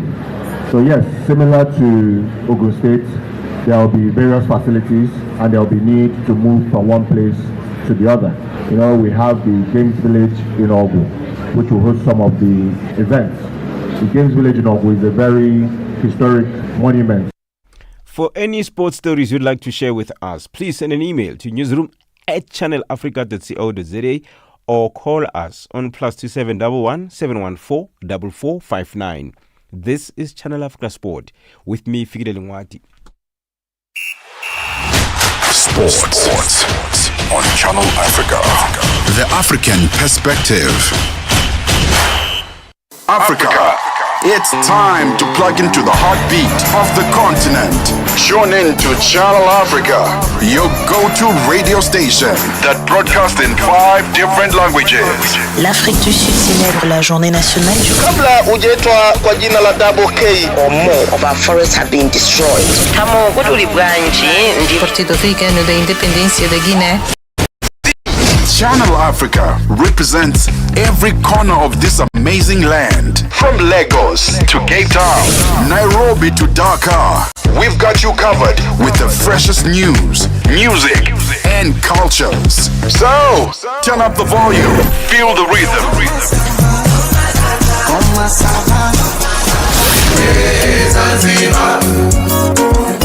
And join the conversation. Channel Africa, the African perspective. Join Tebogo and Mpumi on the upside, where optimism meets opportunity. 36 minutes after 2 p.m. Central African time. Let's head on over now to Channel Africa's Golden Voice, Thabiso Lehuku with business news. Business news on Channel Africa. The African perspective. Thanks to Tebogo and good afternoon. Ethiopian Airlines is looking to order at least 20 regional or small narrow-body jets as it moves to expand its domestic fleet and replace some aging aircraft. Chief Executive Officer Mesfin Bekele says they are evaluating 3 aircraft models, E2 from Embraer, the A220 from Airbus and the 737 MAX 7 from Boeing. Bekele says that the final order quantity will depend on the type chosen. Boeing's 737 MAX 7, which has a larger seating capacity and sits at the bottom of a larger category than the Airbus A220 and Embraer E2, is yet to be certified.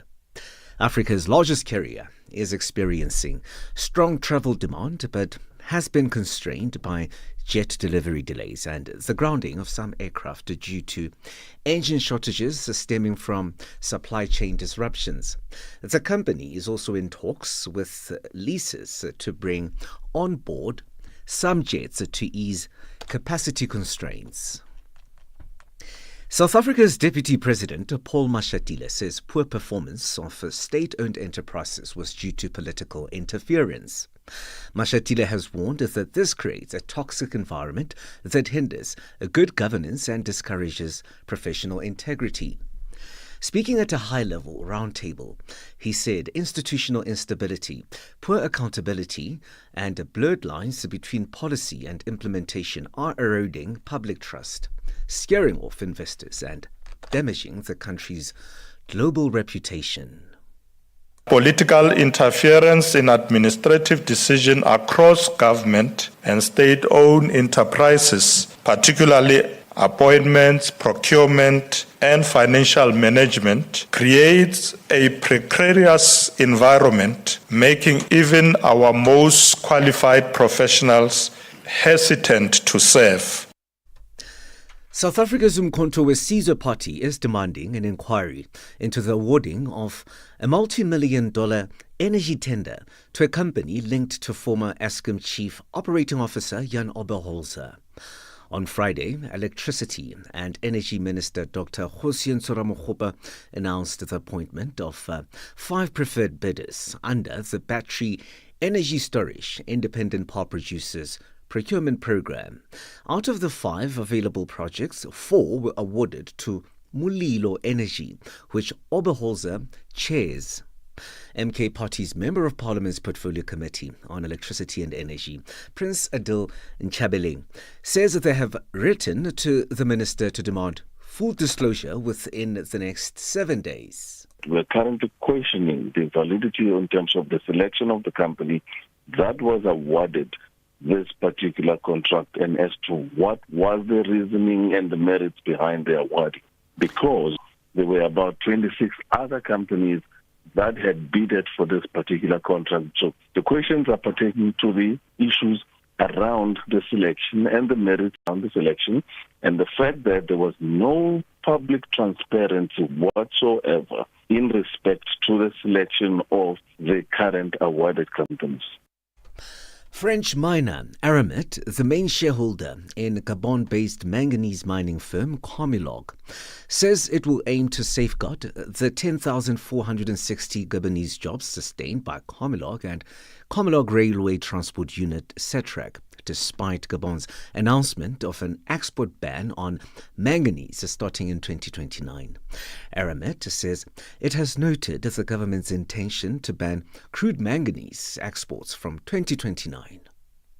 In a statement, the company says it will continue to work with the government authorities in a spirit of constructive partnership and mutual respect. European manufacturing took another step towards stabilization in May, but Asian factory activity shrank as soft demand in China and US tariffs took a heavy toll. It highlighted the darkening outlook for once fast-growing region. US President Donald Trump's flip-flopping on trade tariffs left firms unsure about where the charges will settle. Indicators at this hour. In Nigeria, the dollar is trading at 1,000 naira 586, Botswana 13.28, Kenya 128 shilling 544, and Zambia 27 kwacha 66. In BRICS countries, the dollar in Brazil will cost you 5 rubles 72, Russia 77 rubles 48, India 85 rupees 54, China 7 yuan 20, and in South Africa the dollar will cost you 17 rand 86. $1 is trading at 74 pence to the British pound and 88 to the euro. Commodities markets, gold at $3,337 and platinum $1,049 per ounce. Brent crude oil is at $64 per barrel. For any business stories that you would like to share with us, please send an email to newsroom@channelafrica.co.za or call us on +2711 714 4459. For Channel Africa Business in Johannesburg, I'm Tabisolo Hoku.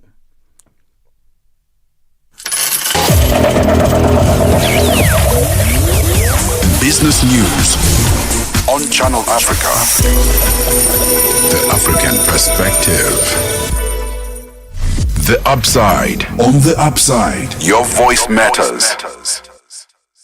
It is 43 minutes after 2 Central African time. We continue with all things having to do with property, construction, but really focusing on the main now on the Big Five construct that will be, and it's an event, it's a summit, 3-day event that is coming up. If you are into construction, if you want to find out more, if you are an industry leader, you want to stay tuned for this conversation. Listen, from the 18th to the 20th of June, Gallagher Convention Centre becomes the engine room for infrastructure innovation. Big Five Construct South Africa 2025 is here, and this year it brings a major upgrade, the South Africa Infrastructure and Water Expo. We're talking billion-rand projects, sustainability solutions, and tech innovations from powerhouses like Stanley Black & Decker.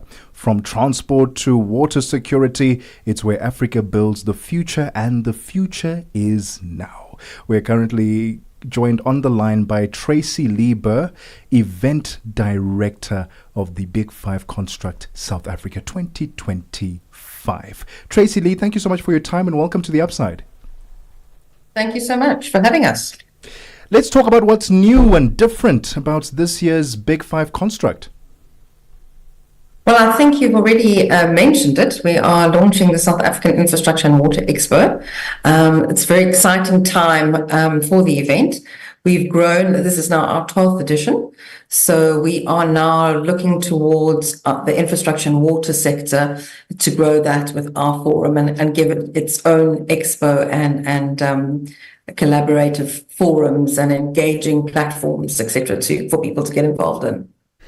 Tracy Lee, talk to us about, the importance of such platforms for South Africa, especially in fostering collaboration between the public and private sectors. So at Big Five, we really do pride ourselves for being one of the first events that provided an open platform of engagement between our visitors who make up the entire value chain of construction professionals, as well as the key role players and stakeholders in the public and private sector. So, our events are always, we open up with the stakeholders engagement forum where people can ask the hard-hitting questions. They can, raise the challenges to the people who are there to the custodians of it, the people who are there growing the economy, etc. So for us, the platforms really do give us an opportunity to bridge that, from policy, taking it from policy to actual grassroots practice. So, it brings together the government agencies, the municipalities, and we have the dialogue about infrastructure priorities as well as, the construction sector, regulatory frameworks, investment strategies, what are the public sector representatives often use the platform for showcasing their plans and announcing tenders, etc. And then there's also, facilitating that cross-sector collaboration. So, contractors can actually talk to the government about their projects at hand. Technical providers can actually pitch their solutions to the urban planners and investors. We want to attract investors so that to meet the project developers and policymakers. So it's also about extending, Pan-African situation where we're not only looking at South Africa, we're also looking at those cross-border opportunities and collaborative best practices, sustainability and resilience within the infrastructure sector. Oh, that's amazing. Tracy, what can attendees expect to see from an innovation and technological advancement point of view? So, if I told you everything, you wouldn't come to the event. Well, just a few. Yeah. So just to give you, the sector is actually, we've really partnered up this year. We've got the Department of Public Works and Infrastructure, as well as Investment South Africa, Infrastructure SA, which they really are our partners in making, and their whole mission is to make the sector a South Africa construction site. So with that comes so many exciting projects and things. Infrastructure SA have just launched their project book, their construction book, which highlights the bankable projects that are ongoing and that they are supporting. They've unlocked, and this is really exciting news for us, because it means that they have prepared those projects, looked at those projects, and now everyone can get involved. So new technologies and innovation and products are so important to support, things like strategic port expansion in Buchubai. We've got the clean energy for industrial zones as well. We've got Kuruleni, the wastewater regionalization, where they're upgrading the treatment systems, modernizing Eskom's infrastructure, which at Matiba, switchgear replacement. So, and even Gauteng urban upgrade, that's a really important project because it touches so many lives. And one of the most important things is maintenance of current infrastructure. So looking at what are those renewable products, what is the digital aspects that can help you do your job more cost effectively and save you time and money at the end of the day. So we've got lots of digital construction elements to the show as well. We've got renewable energies and new ways of doing things. It's also not always doing the traditional way of construction or thinking about it like that. It's about expanding our knowledge and our technology to help us cope with the infrastructure drive that's happening at the moment. You touched on the digital aspect. How is the event itself going to showcase some of the automation, AI, as well as digital transformation that is taking place in the sector? Are there any cool ways that the event itself and the experience are going to put that on display? Absolutely. I think, construction's come a far way. Traditionally known as a very slow adopting sector. We now have things like building information modeling that's been around for quite a while, but it really changes the way people are doing business. So cloud-based project management platforms are becoming a standard. So these technologies really improve the collaboration. They reduce the errors, obviously saving you money, but also they enhance the efficiency of doing business. And then also things like drones and 3D scannings on a geospatial level, they're used for site surveys, inspections, and progress tracking. So it's really a great element. The digital aspect forms such an important pivotal part as we now level up, should I say, in what we're doing and how we're doing things. There's also amazing things like the 3D printing is you can actually do a house in 3 days. You can 3D print a house in 3 days. We've got robotics that are playing such an important part, and also things like bricklaying and concrete printing and demolition, and they're improving the safety and productivity thereof. So digital construction is a very, very big part of our show. We have CPD accredited talks that talk about it, talk about the AI in construction, the automation in project delivery, and really just digital transformation strategies all around. And the exhibitors are presenting cutting edge tools so that they can show you, that visually how the digital space has impacted construction as a whole. And Tracy, how important is such conversations about infrastructure and the role that they play in economic recovery and also job creation? Absolutely. So this is the thing, platforms like ours we're not only there to facilitate the business as such, that is our main focus.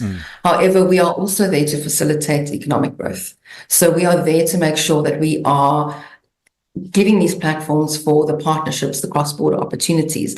We are looking for distributors of products, and really showcasing South Africa as a hub for investors to come in to, help us change the landscape and, help us become a big construction site.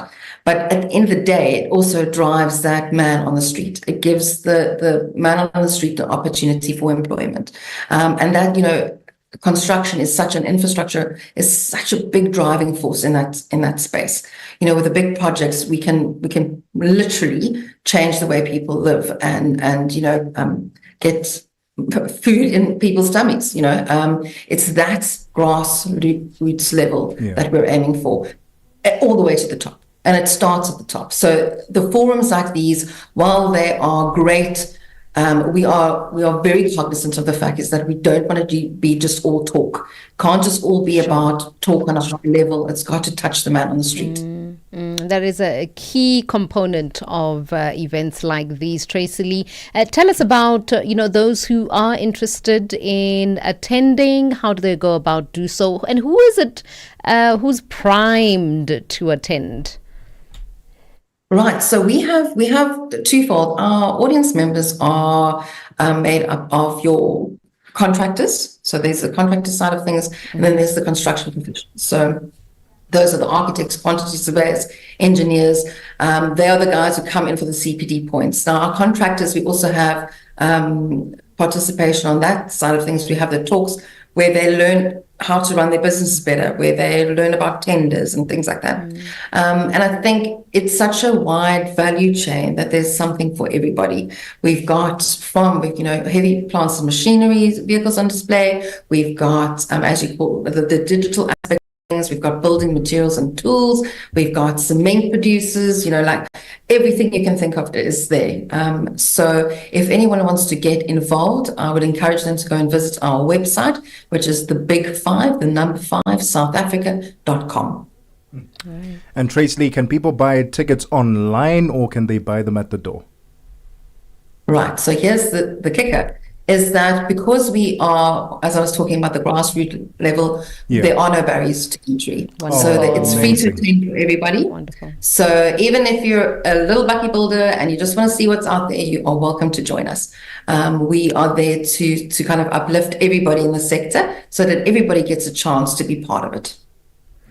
Tracy Lee, thank you very much for your time and everything of the best for the event. Sure. Thank you so much. Thank you for having us. That is Big 5 Construct South Africa's event director, Tracy Lee Burr. And that one bringing us to 5 minutes to 3 Central African time. Let's take a break. We'll be back.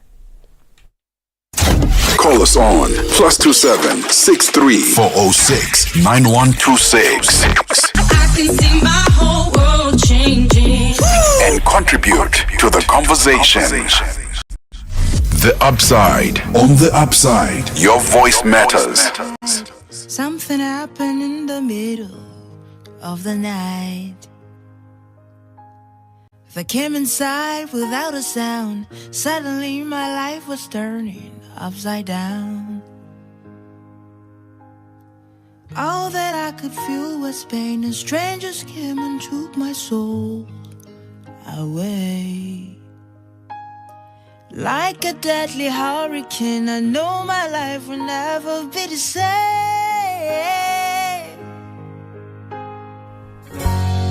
Where do you go when you're by yourself? Who comes along when you cry for help? I know I can't change the past, but as the river keeps flowing, I'll keep on moving on. I'm hoping for a better life, praying that nobody's story turns out like mine. The only thing I know is fear, even those with good intentions disappear. All that I could feel was pain, and strangers came and took my soul away. Like a deadly hurricane, I know my life will never be the same.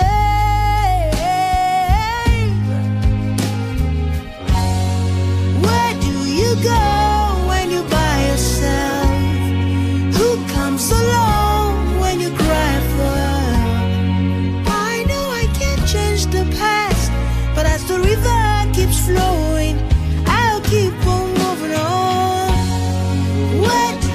you go when you're by yourself?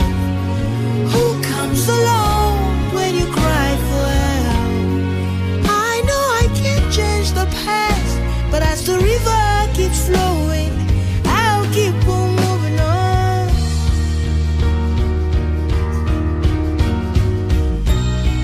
It has been done. My spirit is broken. We put on a little bit more color.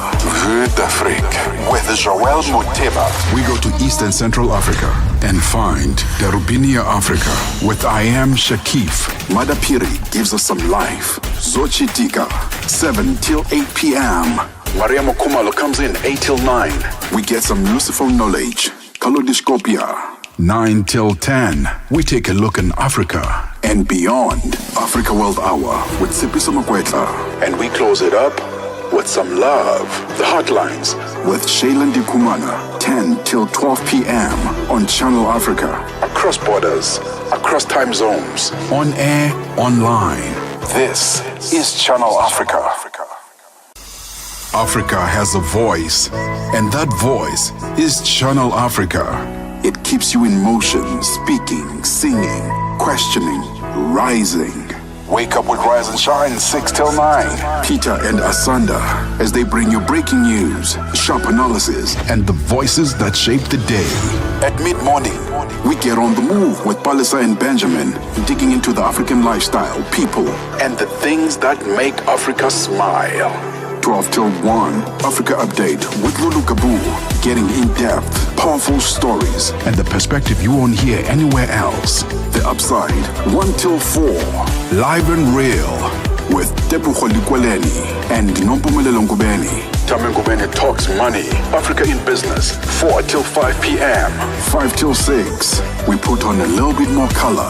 Vue d'Afrique with Joel Moteba. We go to East and Central Africa and find Darubinia Africa. Yourself, do you go into a place of joy, reveling at your own company? Absolutely. Or is it a somber and depressive place? No.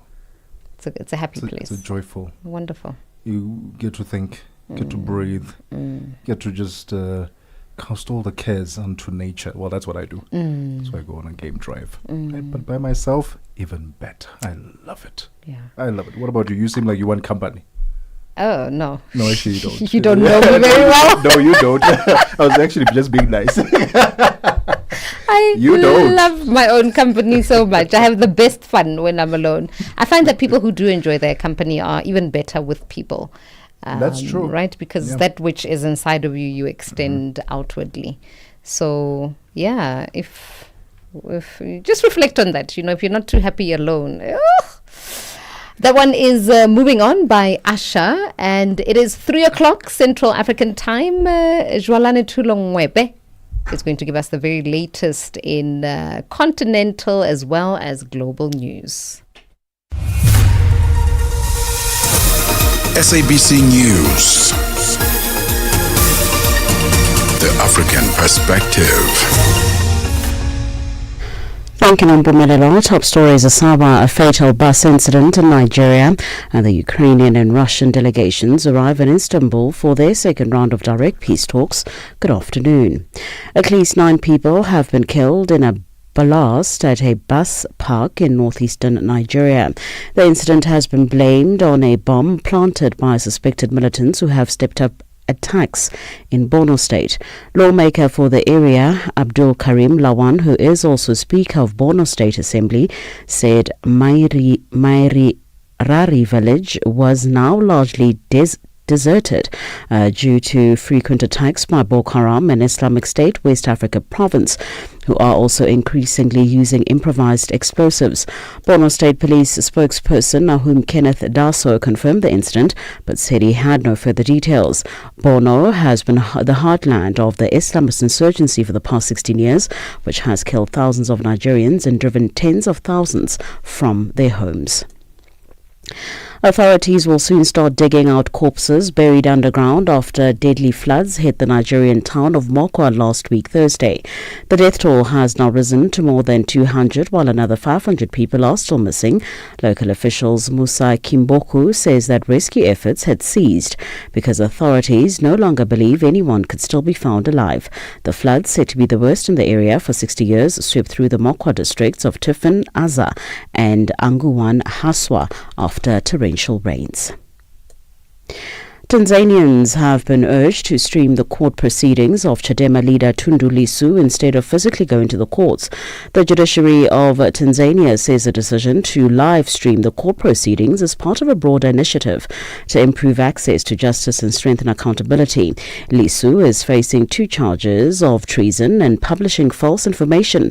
His lawyers have filed a complaint to the United Nations Working Group on arbitrary detention in a bid to ramp up international pressure for his release. Chadema spokesperson Brenda Rufia watched the proceedings online and gives her perspective on the case. So far, what we're following right now is that the government is prolonging the case with no reasons. Actually, they are saying that they do not have any witnesses as at yet. And they're prolonging the case. We do not want them to prolong the case because the case has been prolonged already. It hasn't been listened to for over 2 months now. So we're still waiting for the judgment of the case. The ruling party in Tanzania, Chama cha Mapinduzi, has launched its 2025 to 2030 election manifesto outlining bold plans for inclusive economic growth, good governance and national development. The manifesto presented in the capital Dodoma lays out priorities for both the mainland and Zanzibar, which with new sanctions aimed at improving accountability and tracking progress. Political analyst and commentator on East African affairs, Dr. Nicodemus Minde explains. Again, this is the question of implementation. And of course, this being an election year, because most party manifestos are usually laden with lots of promises, lots of grand ideas, actually have set up a mechanism to monitor the progress of this manifesto, or whether or not they are going to really stick to this program of monitoring is another question. But again, for accountability purposes, it is important for any political party or institution that sets out goals to see whether or not they are achieving most of these goals. The Ukrainian and Russian delegations have arrived at the Saragan Palace in Istanbul for their second round of direct peace talks. This meeting takes place a day after a drone attack was carried out by Kyiv on Russian air bases, which resulted in 41 warplanes being hit. The talks aim to discuss potential ceasefire terms amidst increased pressure from US President Donald Trump, who has threatened to withdraw support if no solutions are found. Recapping the top story this hour, at least 9 people have been killed in a blast at a bus park in northeastern Nigeria. The incident has been blamed on a bomb planted by suspected militants who have stepped up attacks in Borno. For any news stories you would like to share with us, please do send an email to newsroom@channelafrica.co.za or call us on +27 11 714 4459. For Channel Africa News, I'm Cholani Tulongwebe. SABC News. The African Perspective.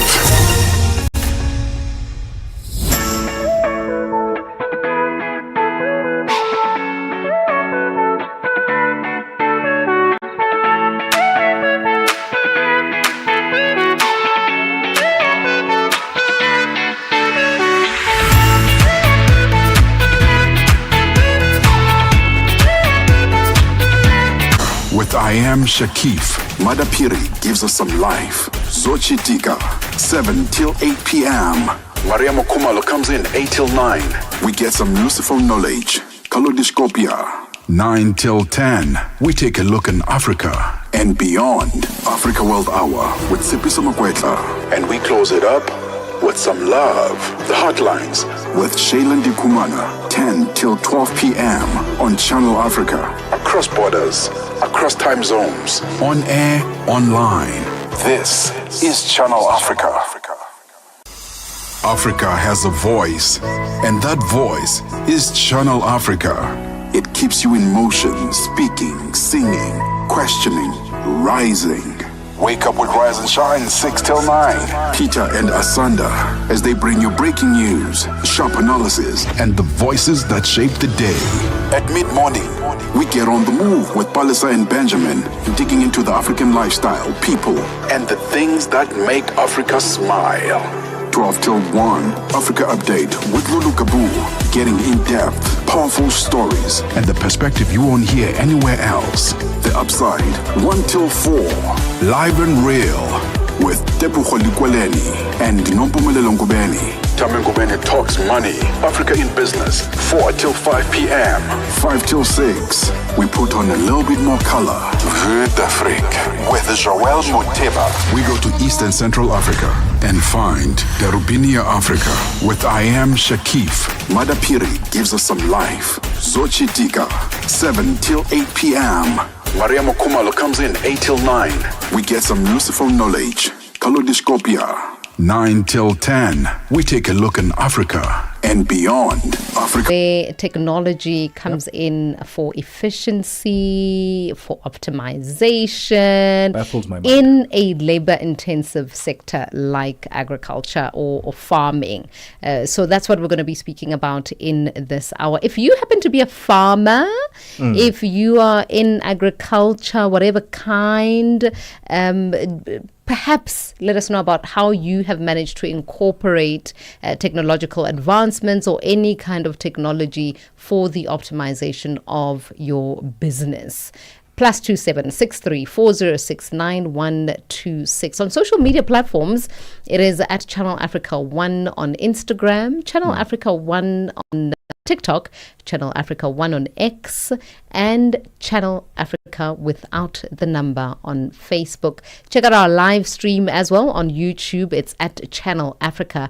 And let us know what you make of this. In fact, I'd love for you to call in during our conversation with our guest in this hour, Darren Gill, who is the founder and engineer of Cultivation Connoisseur. All right. Connoisseur. And ask Darren a question about how you can better be efficient in terms of the running of your farm. It's amazing how technology is revolutionizing even farming. It's one thing to be able to monitor your fleet, your heavy earth moving equipment, right, and monitor it in terms of when is the next service going to be, if it's dealing with downtime, what is wrong. You're able to pick those up.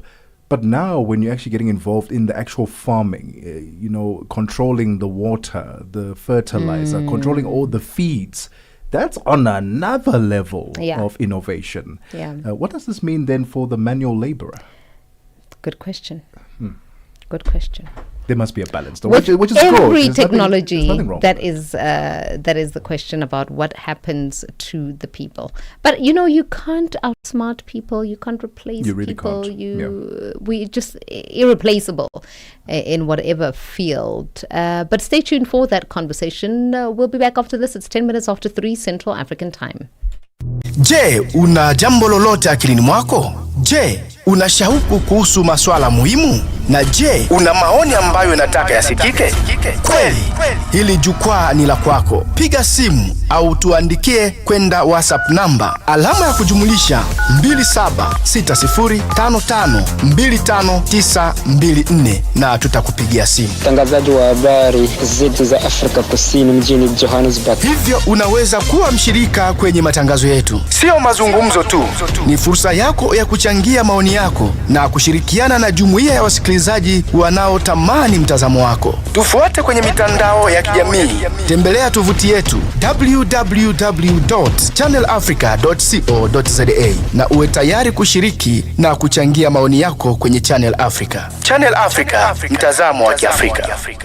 Africa at Play with NATO and ETO chairman. The Confederation of African Athletics, CAA President Mr. Hamad Kalkaba Malbum, talk to us about the state of athletics in Africa as it stands, and what picture are you looking at 5 years later? Yeah, athletics in Africa is strong. We are able to organize our major events in time. Like this year, we will have the under 20 and under 18 African Championship in Nigeria. Next year, we will have the senior in Ghana. In 2027, we will go back to Algeria to organize the under 18 and under 20. And then 2028, we will have the senior championship in Gaborone in Botswana. Well, by this program, we can increase our performance. And at the same time, we are considering the fact that within the British Federation, they are identifying young talent every year within their national program, within the scholarship championship. And so the athletics in Africa is in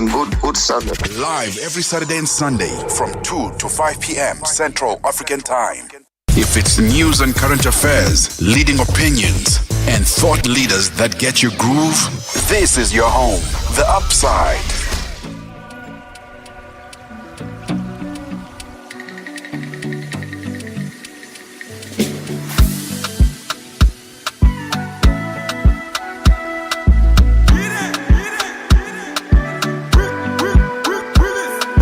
The last time that I check, now before I digress. World Hour with Sipisa Makwetla. And we close it up with some love. The Hotlines with Shailen Dikumana, 10 till 12 p.m. on Channel Africa. Across borders, across time zones, on air, online. This is Channel Africa. Africa has a voice, and that voice is Channel Africa. It keeps you in motion, speaking, singing, questioning, rising. Wake up with Rise and Shine, 6 till 9. Peter and Asanda, as they bring you breaking news, sharp analysis, and the voices that shape the day. At mid-morning, we get on the move with Palisa and Benjamin, digging into the African lifestyle, people, and the things that make Africa smile. 12 till 1, Africa Update with Lulu Kabu, getting in-depth, powerful stories, and the perspective you won't hear anywhere else. The Upside, 1 till 4, live and real, with Tebogo and Ngubeni. Ngubeni talks money, Africa in business, 4 till 5 p.m. 5 till 6, we put on a little bit more color. Vue d'Afrique with Joel Muteba. We go to East and Central Africa and find Darubinia Africa with I Am Shakif. Madapiri gives us some life. Zochitika, 7 till 8 p.m. Mariamo Kumalo comes in 8 till 9. We get some useful knowledge. Kalodiscopia. 9 till 10, we take a look in Africa and beyond. Africa World Hour with Sipisa Makwetla. And we close it up with some love. The Hotlines with Shailen Dikumana, 10 till 12 p.m. on Channel Africa. Across borders, across time zones, on air, online. This is Channel Africa. Africa has a voice, and that voice is Channel Africa. It keeps you in motion, speaking, singing, questioning, rising. Wake up with Rise and Shine, 6 till 9. Peter and Asanda, as they bring you breaking news, sharp analysis, and the voices that shape the day. Cold outside, only it really isn't here in Johannesburg. That one is Timaya.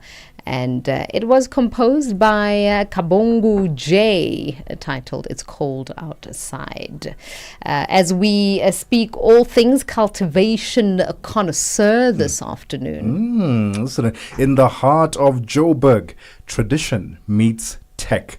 From a family of generational farmers tracing their roots back to Madeira, a new generation is now cultivating innovation instead of just crops.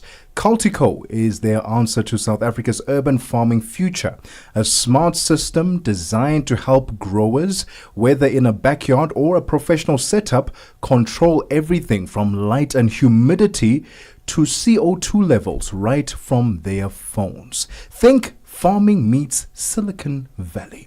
Joining us on the line is Darren Gill, co-founder and engineer at Cultivation Connoisseur, the brains behind Cultico. Darren, thank you so much for your time and welcome to The Upside. Alden, man, thank you for that lovely introduction. It's nice to join you guys today. Lovely having you, Darren. Take us back to the beginning, Darren, if you will. What sparked the idea of Cultico, and how did your family's farming legacy influence it?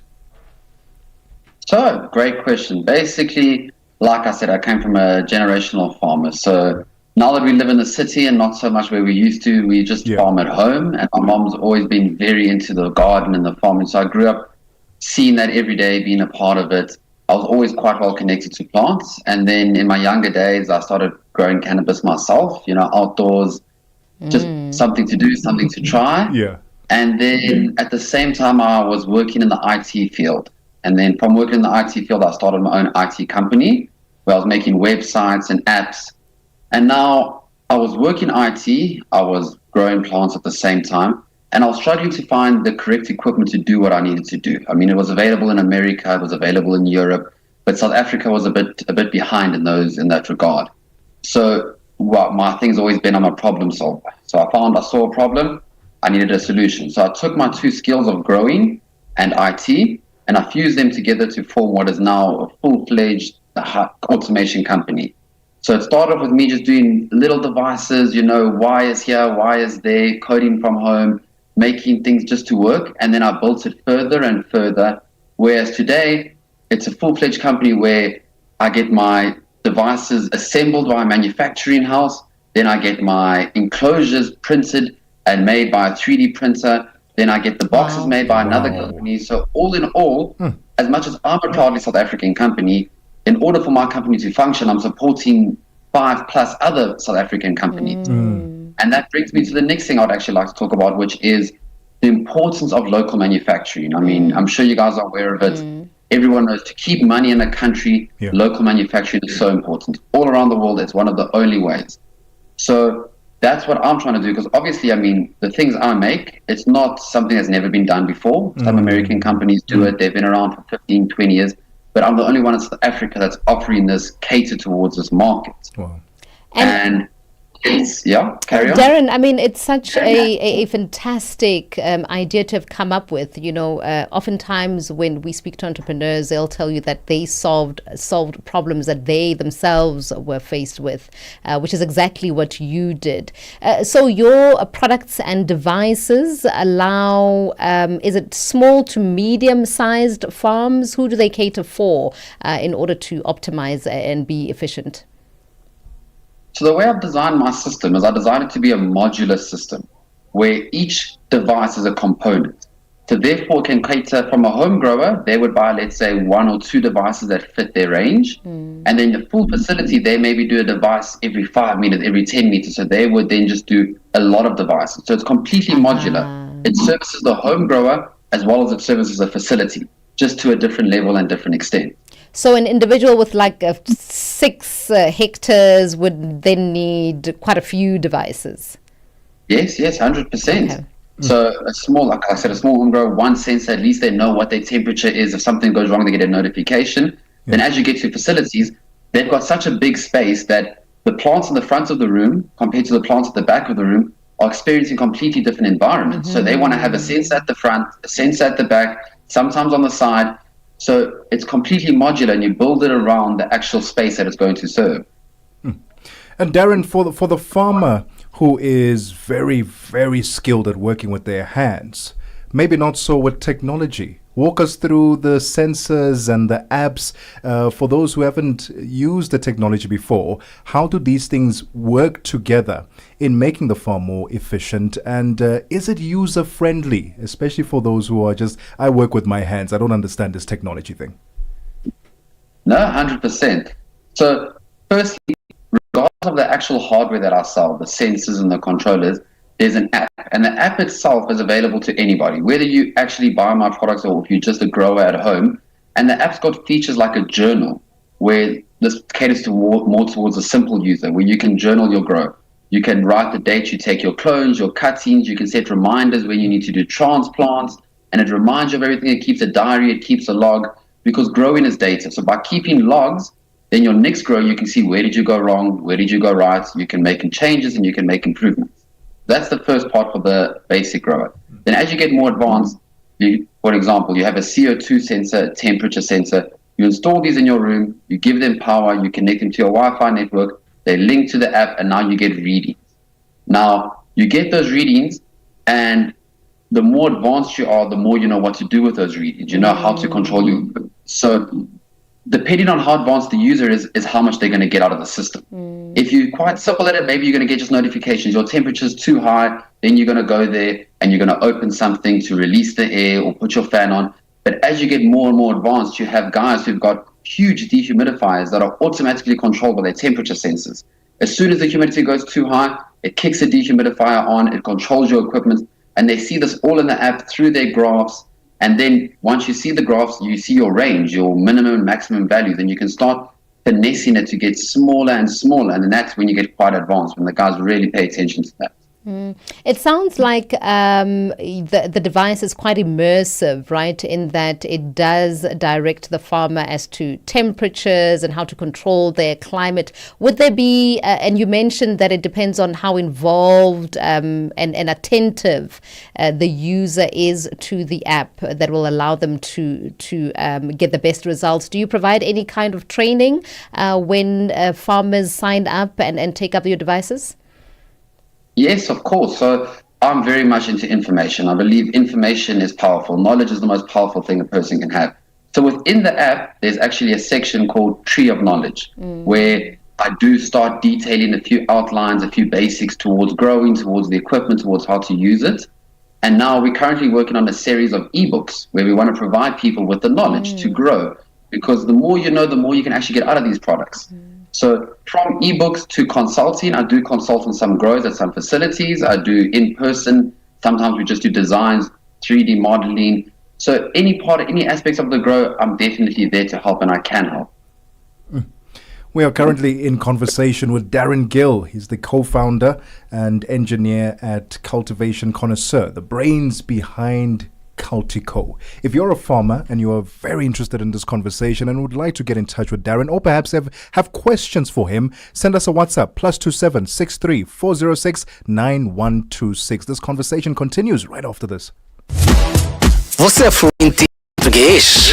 É apaixonado por rádio e quer trabalhar na África do Sul? Você tem documentos que o qualificam para trabalhar na África do Sul? Nesse caso, podemos ter uma oportunidade para você trabalhar no Canal África. Envie seu currículo e demonstração para Canal África @ newsroom@channelafrica.co.za. Lembre-se, se você não receber alguma resposta nossa em 14 dias, isso significa que você não foi selecionado. Canal África, a perspectiva africana. Connecting Africa to the world. The Upside. Your daily dose of inspiration, innovation, and untold stories from across Africa. With Mpumi and Tebogo. Well, let's get back into our conversation with Darren Gill, co-founder and engineer at Cultivation Connoisseur, the brains behind Cultico. Now, Darren, looking ahead, are there any partnerships or expansions or even new innovations in the pipelines that we can look forward to? So in terms of partnerships, I work already with many companies in the industry. The nice thing about plant community, I think cannabis in general, is it's a very culture-based community where people are very friendly, people are very sharing. Yeah. I mean, the Cannabis Expo this weekend was a great example of it. There's many different companies there. We're all friendly with one another. Even at my own stand, I had many other companies that were being represented. I was using nutrients from one company, equipment from another company. We worked alongside Athena, Indoor Sun, multiple companies. We all work together. So we service different sectors of the industry, but our equipment works together very nicely and service each other very well. And we enjoy it. We all, from here, we all work together. Yeah. All right, Darren, tell us about then once you have a new user, farmer who's signed on, the app would be available, I suppose, on all major digital platforms, Apple.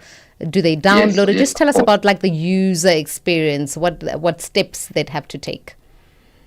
Yes, so like you said, the app's available both iOS and Android, and there's even a web-based portal. So if you got neither, you can just go straight through your web browser. You log into the app, like I said, with no device. You can use the journal feature. You can start tracking your grow. You can go to the knowledge section. You can get a bit of the information we provide there. Then as you get a device, you can, let's say you get one device, you add that device, and you can start using that one device. As you build up more and more devices, then you really unlock the power of the app, where you can have 10, 20, 30 in different sections, and they start to talk to each other. So you have one device controlling your dehumidifier, one that measures your temperature. They talk to each other wirelessly, and they make sure that everything stays in track. Because Yes, when so you said that many is- devices, I thought, what a head. Why would I want a gazillion devices to be on my plot of land? Now I have to communicate with each one, so I can centralize them.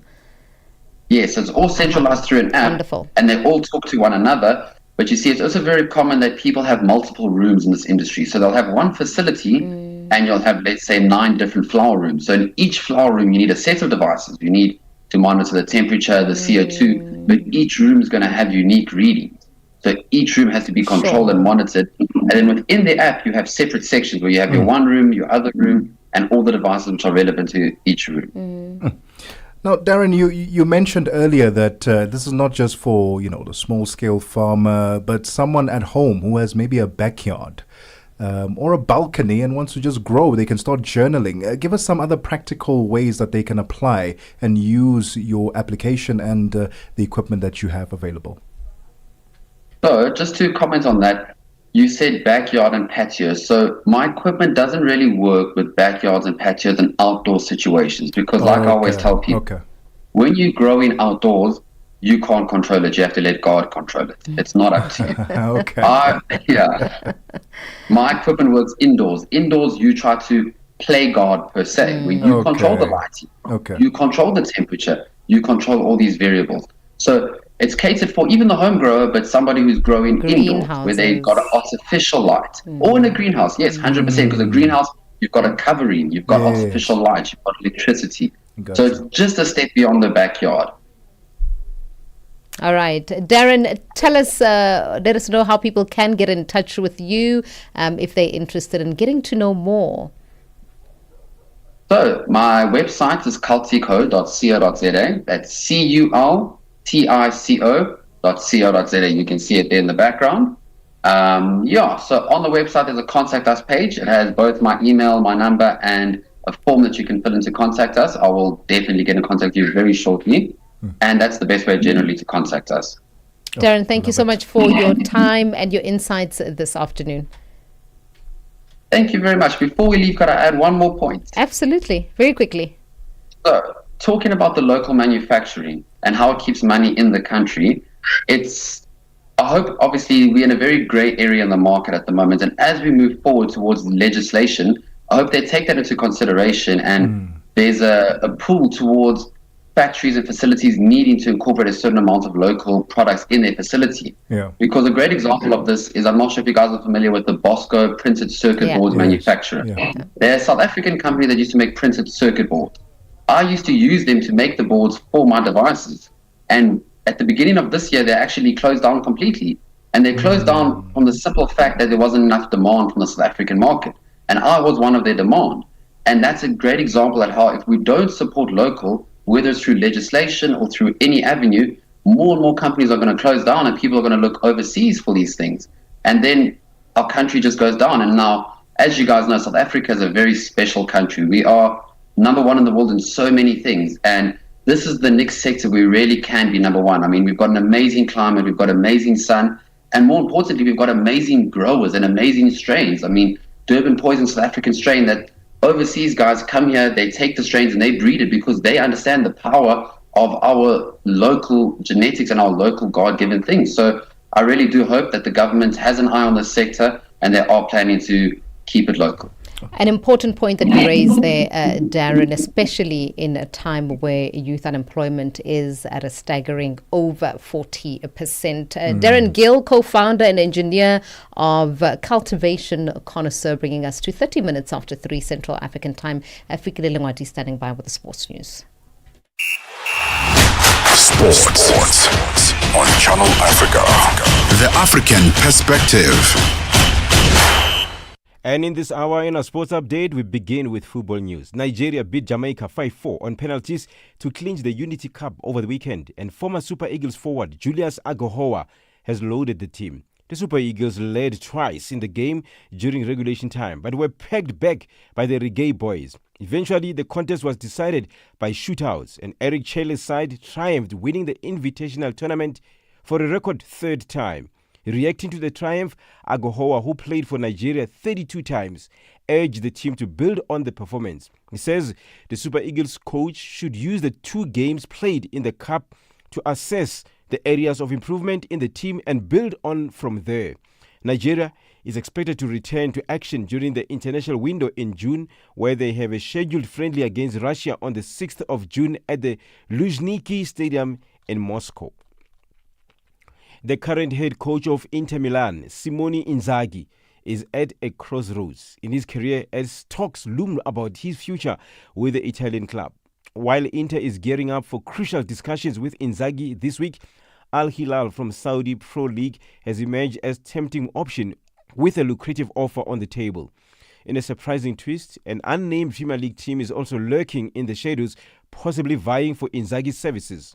After suffering a devastating 5-0 defeat against Paris Saint-Germain in the Champions League final, Inzaghi's future at Inter hangs in the balance.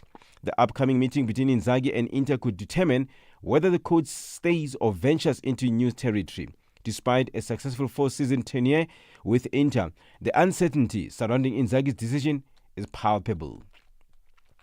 Now, cricket news. Proteas pace spearhead Kagiso Rabada says he's ready to face old foes Australia in the World Test Championship final at Lord's next week. The 1-5-day clash could be defining for the country's red ball cricket at international level, having yet to win the biennial championship since its inception in 2019. Rabada, who had been at the center of controversy in the past few weeks over a positive cocaine test, says he is now fully focused on the game and ready to play. I feel good. I'm ready. I'm not focused on the result, just focused on playing. My body feels good, my mind feels good. I'm ready to play, and we're ready to play. We don't get told, we get told who to play. Yeah? So I think we deserve to be there, and I'm excited to see what Australia can bring to us. The last time Rabada played for the Proteas at the hallowed ground, he got himself on the honours board with a 5-wicket haul against England in August 2022. He says another such performance will be welcome, but a win for the team is more important.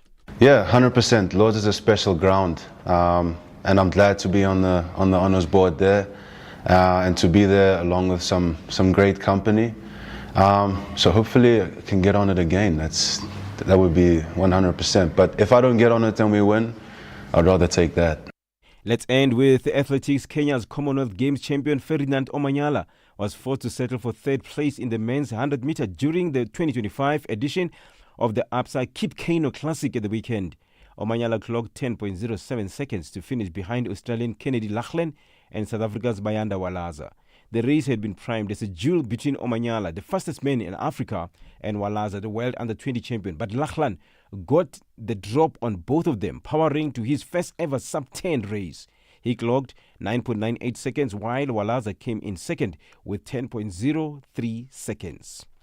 For any sports stories you'd like to share with us, please send an email to newsroom@channelafrica.co.za or call us on +2711 714 4459. This is Channel Africa Sport with me, Fidel Ngwati. Sports on Channel Africa. The African perspective. Africa, voici Abedi. Oui, c'est moi. Abedi est un passionné de musique dans l'âme. Il a un goût pour toutes sortes de musique et passe ses journées à écouter Channel Africa. J'aime beaucoup la musique africaine. Ok. Devinez quoi? Channel Africa veut aider Abedi et les mélomanes du monde entier à découvrir encore plus de musique incroyable. C'est pourquoi Channel Africa appelle les artistes africains à soumettre leur musique. Chers artistes, n'oubliez pas de nous fournir toutes vos informations pertinentes à l'email adresse musique@channelafrica.co.za. Les soumissions sont votre chance d'être entendues, mais elles ne garantissent pas une playlist.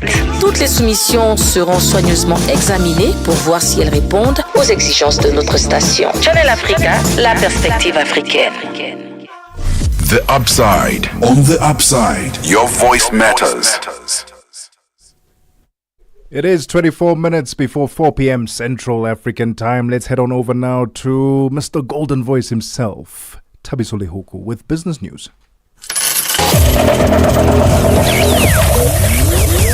Business news on Channel Africa. The African perspective. Thanks, Tebogo, and good afternoon. Economists expect the South African economy to have recorded a sluggish growth for the quarter of 2025 with a reading of around 0%. This comes after South Africa's economy expanded by 0.6% in the final quarter of last year, helping avoid a recession. Stats SA will release the figures tomorrow. Recent data from key sectors like mining, manufacturing and electricity production has shown signs of a struggle, with agriculture tipped to be the star performer. Standard Bank Group Head of South Africa Macroeconomic Research, Dr. Elna Mulman, says that the poor performance can be attributed to uncertainty during the period under review. And this uncertainty is, of course, twofold. On the one hand, ongoing uncertainty around US trade policy and tariff changes that could have a material impact on global growth. And then at the same time, significant uncertainty around South Africa's budget in February and March this year that threatened to derail the government of national unity. South Africa's Deputy President Paul Mashatile says that the poor performance of state-owned enterprises was due to political interference. Mashatile has warned that this creates a toxic environment that hinders good governance and discourages professional integrity. Speaking at a high-level roundtable, he said institutional instability, poor accountability and blurred lines between policy and implementation are eroding public trust, scaring off investors and damaging the country's global reputation. Political interference in administrative decisions across government and state-owned enterprises, particularly appointments, procurement, and financial management, creates a precarious environment, making even our most qualified professionals hesitant to serve. South Africa's Trade and Industry Minister, Pak Stau, has stressed the need to strengthen the political administrative interface to boost government performance and service delivery. Speaking to Channel Africa at a round table in Johannesburg, Dau said that the initiative supports the National Development Plan's goal of building a capable state.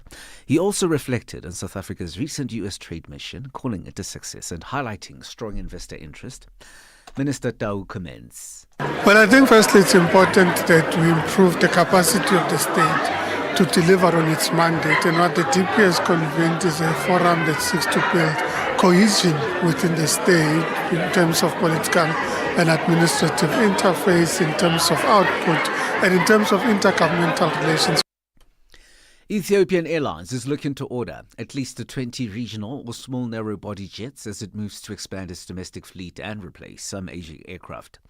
Chief Executive Officer Mesfin Tasu Bekele says that they are evaluating 3 aircraft models, the E2 from Embraer, the A220 from Airbus and the 737 MAX 7 from Boeing. Bekele says that the final order quantity will depend on the type chosen.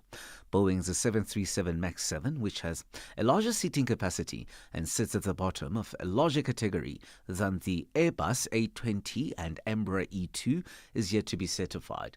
Africa's largest carrier is experiencing strong level demand but has been constrained by jet delivery delays and the grounding of some aircraft due to engine shortages stemming from supply chain disruptions.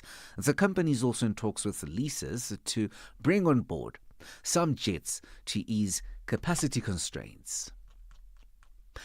China has rejected U.S. claims that it's violated a tariff deal amid signs of renewed tension between the two economic powers. Beijing said it had fully complied with terms agreed during talks in Geneva last month. President Trump said last week that China had totally violated the deal but provided no details. $1 in Nigeria is trading at 1,000 naira 586. Botswana 13.28, Kenya 128 shilling 544, and Zambia 27 kwacha 66. The BRICS countries in Brazil, the dollar will cost you 5 ruble 72. Russia 77 rubles 48. India 85 rupees 54. China 7 yuan 20. And in South Africa, $1 is trading at 17 rand 86. $1 is trading at 74 pence to the British pound and 88 to the euro. Gold at $3,337 and platinum $1,049 per ounce. Brent crude oil $64.19 a barrel. For any business stories that you would like to share with us, please send us an email to newsroom@channelafrica.co.za or call us on +27 11 714 4459. For Channel Africa Business in Johannesburg, I'm Tabisolo Hugu.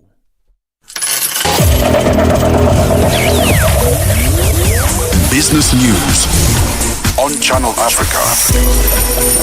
The African perspective. Broadcasting in 5 different languages, connecting the continent. This is Channel Africa, the African perspective. Hello, Africa. We would love to hear your voice on our radio station. Be part of the fun and send a shout out or greeting message to your loved ones and your favorite Channel Africa presenters. Whether you're in Africa, the diaspora, or anywhere else around the globe, we want to hear your voice. Send your shout out message by sending an email to info@channelafrica.co.za or send them to our Facebook, Twitter, and Instagram pages. Help us diversify our sound with your voice. Channel Africa, the African perspective. If you are an upcoming artist looking to showcase your music to a wider audience, or just looking to promote your music on the radio, we can help. But there are a few things you can do to increase your chances of success. 1. Send your music to music@channelafrica.co.za. 2. We require the following information to help you best: your label, your ISRC code, title of the song, performer, composer, publisher, author, language, genre. These are the things we would like to compose your musical bio. 3. Listen to Channel Africa play your music on the radio. The perfect soundtrack for your day. With Channel Africa and your music, you will never be bored because we play your music. Experience the best African music on Channel Africa, the African perspective. This is the upside for the best African vibes, groundbreaking content.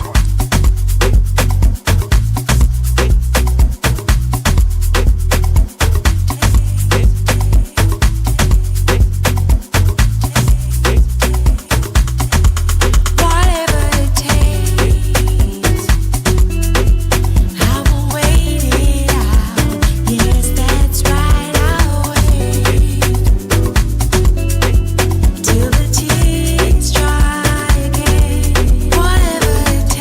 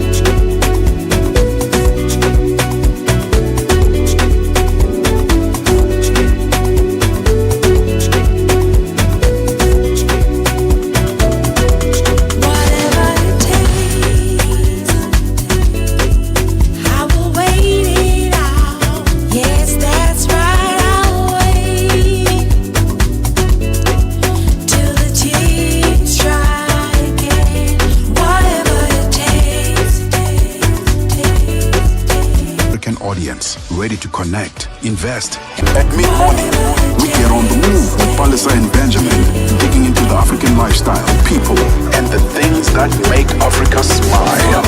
12 till 1, Africa Update with Lulu Kaboom, getting in-depth, powerful stories, and the perspective you won't hear anywhere else.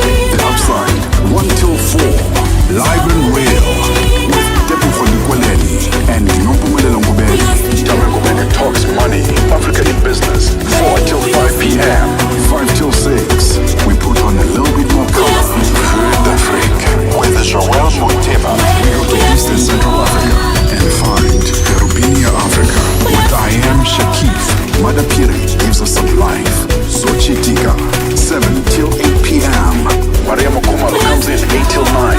We get some useful knowledge. Kalodiscopia, 9 till 10.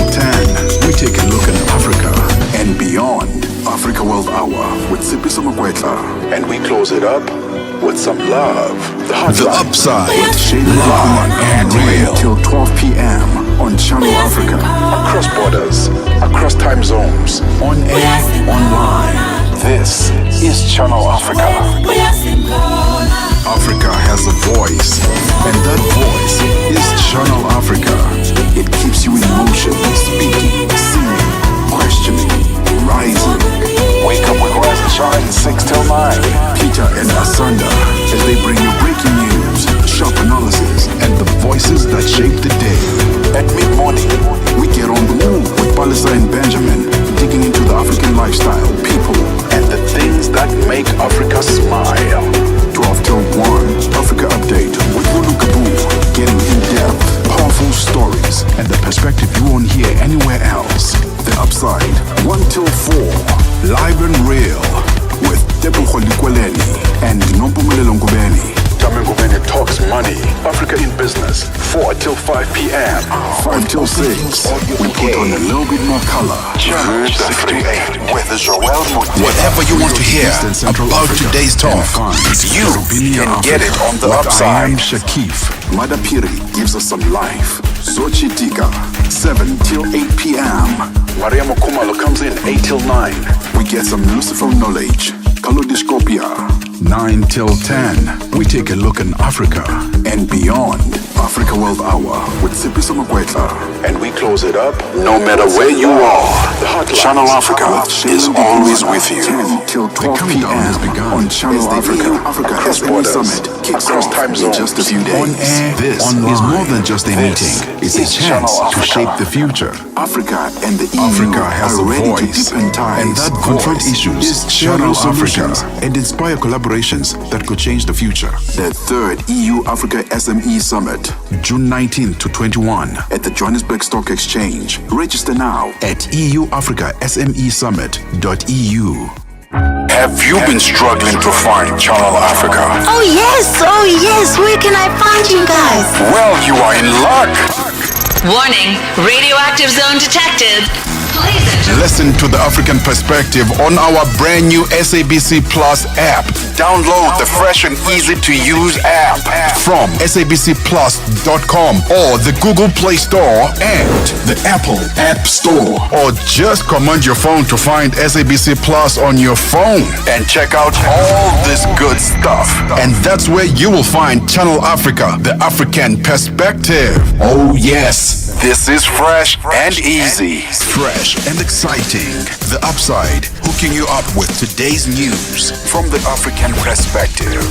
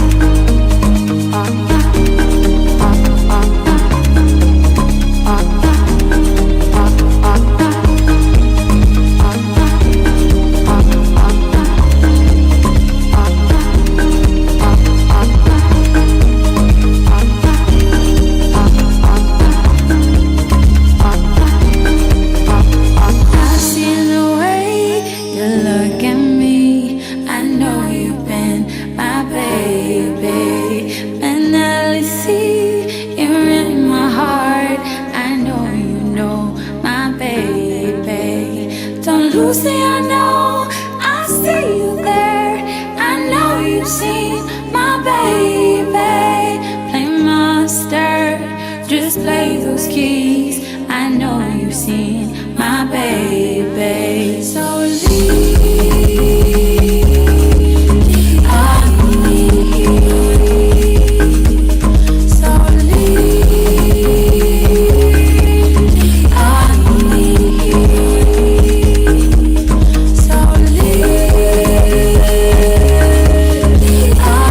It keeps you in motion.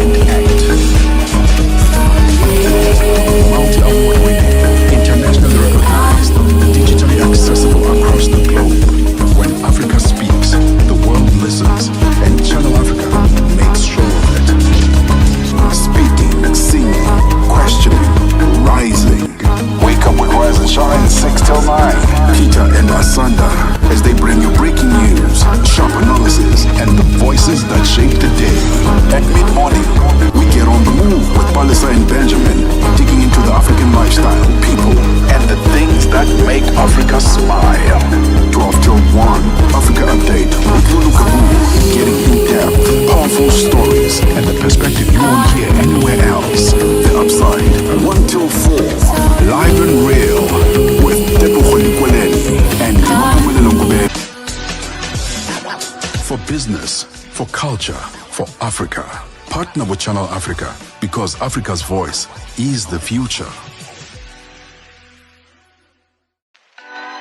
Africa is a story, a living, breathing, ever-evolving masterpiece. And for over 5 decades now, one voice has told it like no other. Channel Africa. More than just a broadcaster, Channel Africa. It is 5 minutes before 4 Central African time. I can't believe that the very first Monday of the new month, June, is gone. Gone, done, dusted. Time flies when you're having fun. Yeah. 2nd of June. I tell you what, that song this past weekend was on blast. Which one? My Baby? My Baby, Lady Zama. Okay. I didn't realize. I had a group of very, very, very passionate travelers this weekend. All women. Yeah. I don't know what it is about my groups. Guys never pull up. I don't know what their problem is. Like, they don't like traveling. I don't like. Anyway, but this song was on blast. This is what they were listening to. Lady Zama, suited from Shekinah. Shekinah. I was on blast. Amazing. One thing I can take away from this past weekend. So small towns know how to treat food, respect food and ingredients. Oh, finally you went to a place whose food you enjoyed. Loved it. Oh, wonderful. Did you have those waffles, those pop No, waffles? there was no time. Bubble waffle. Bubble waffles. But I'm sure... But where's this? Woodsprit. And I'm sure even Tammy, you would agree.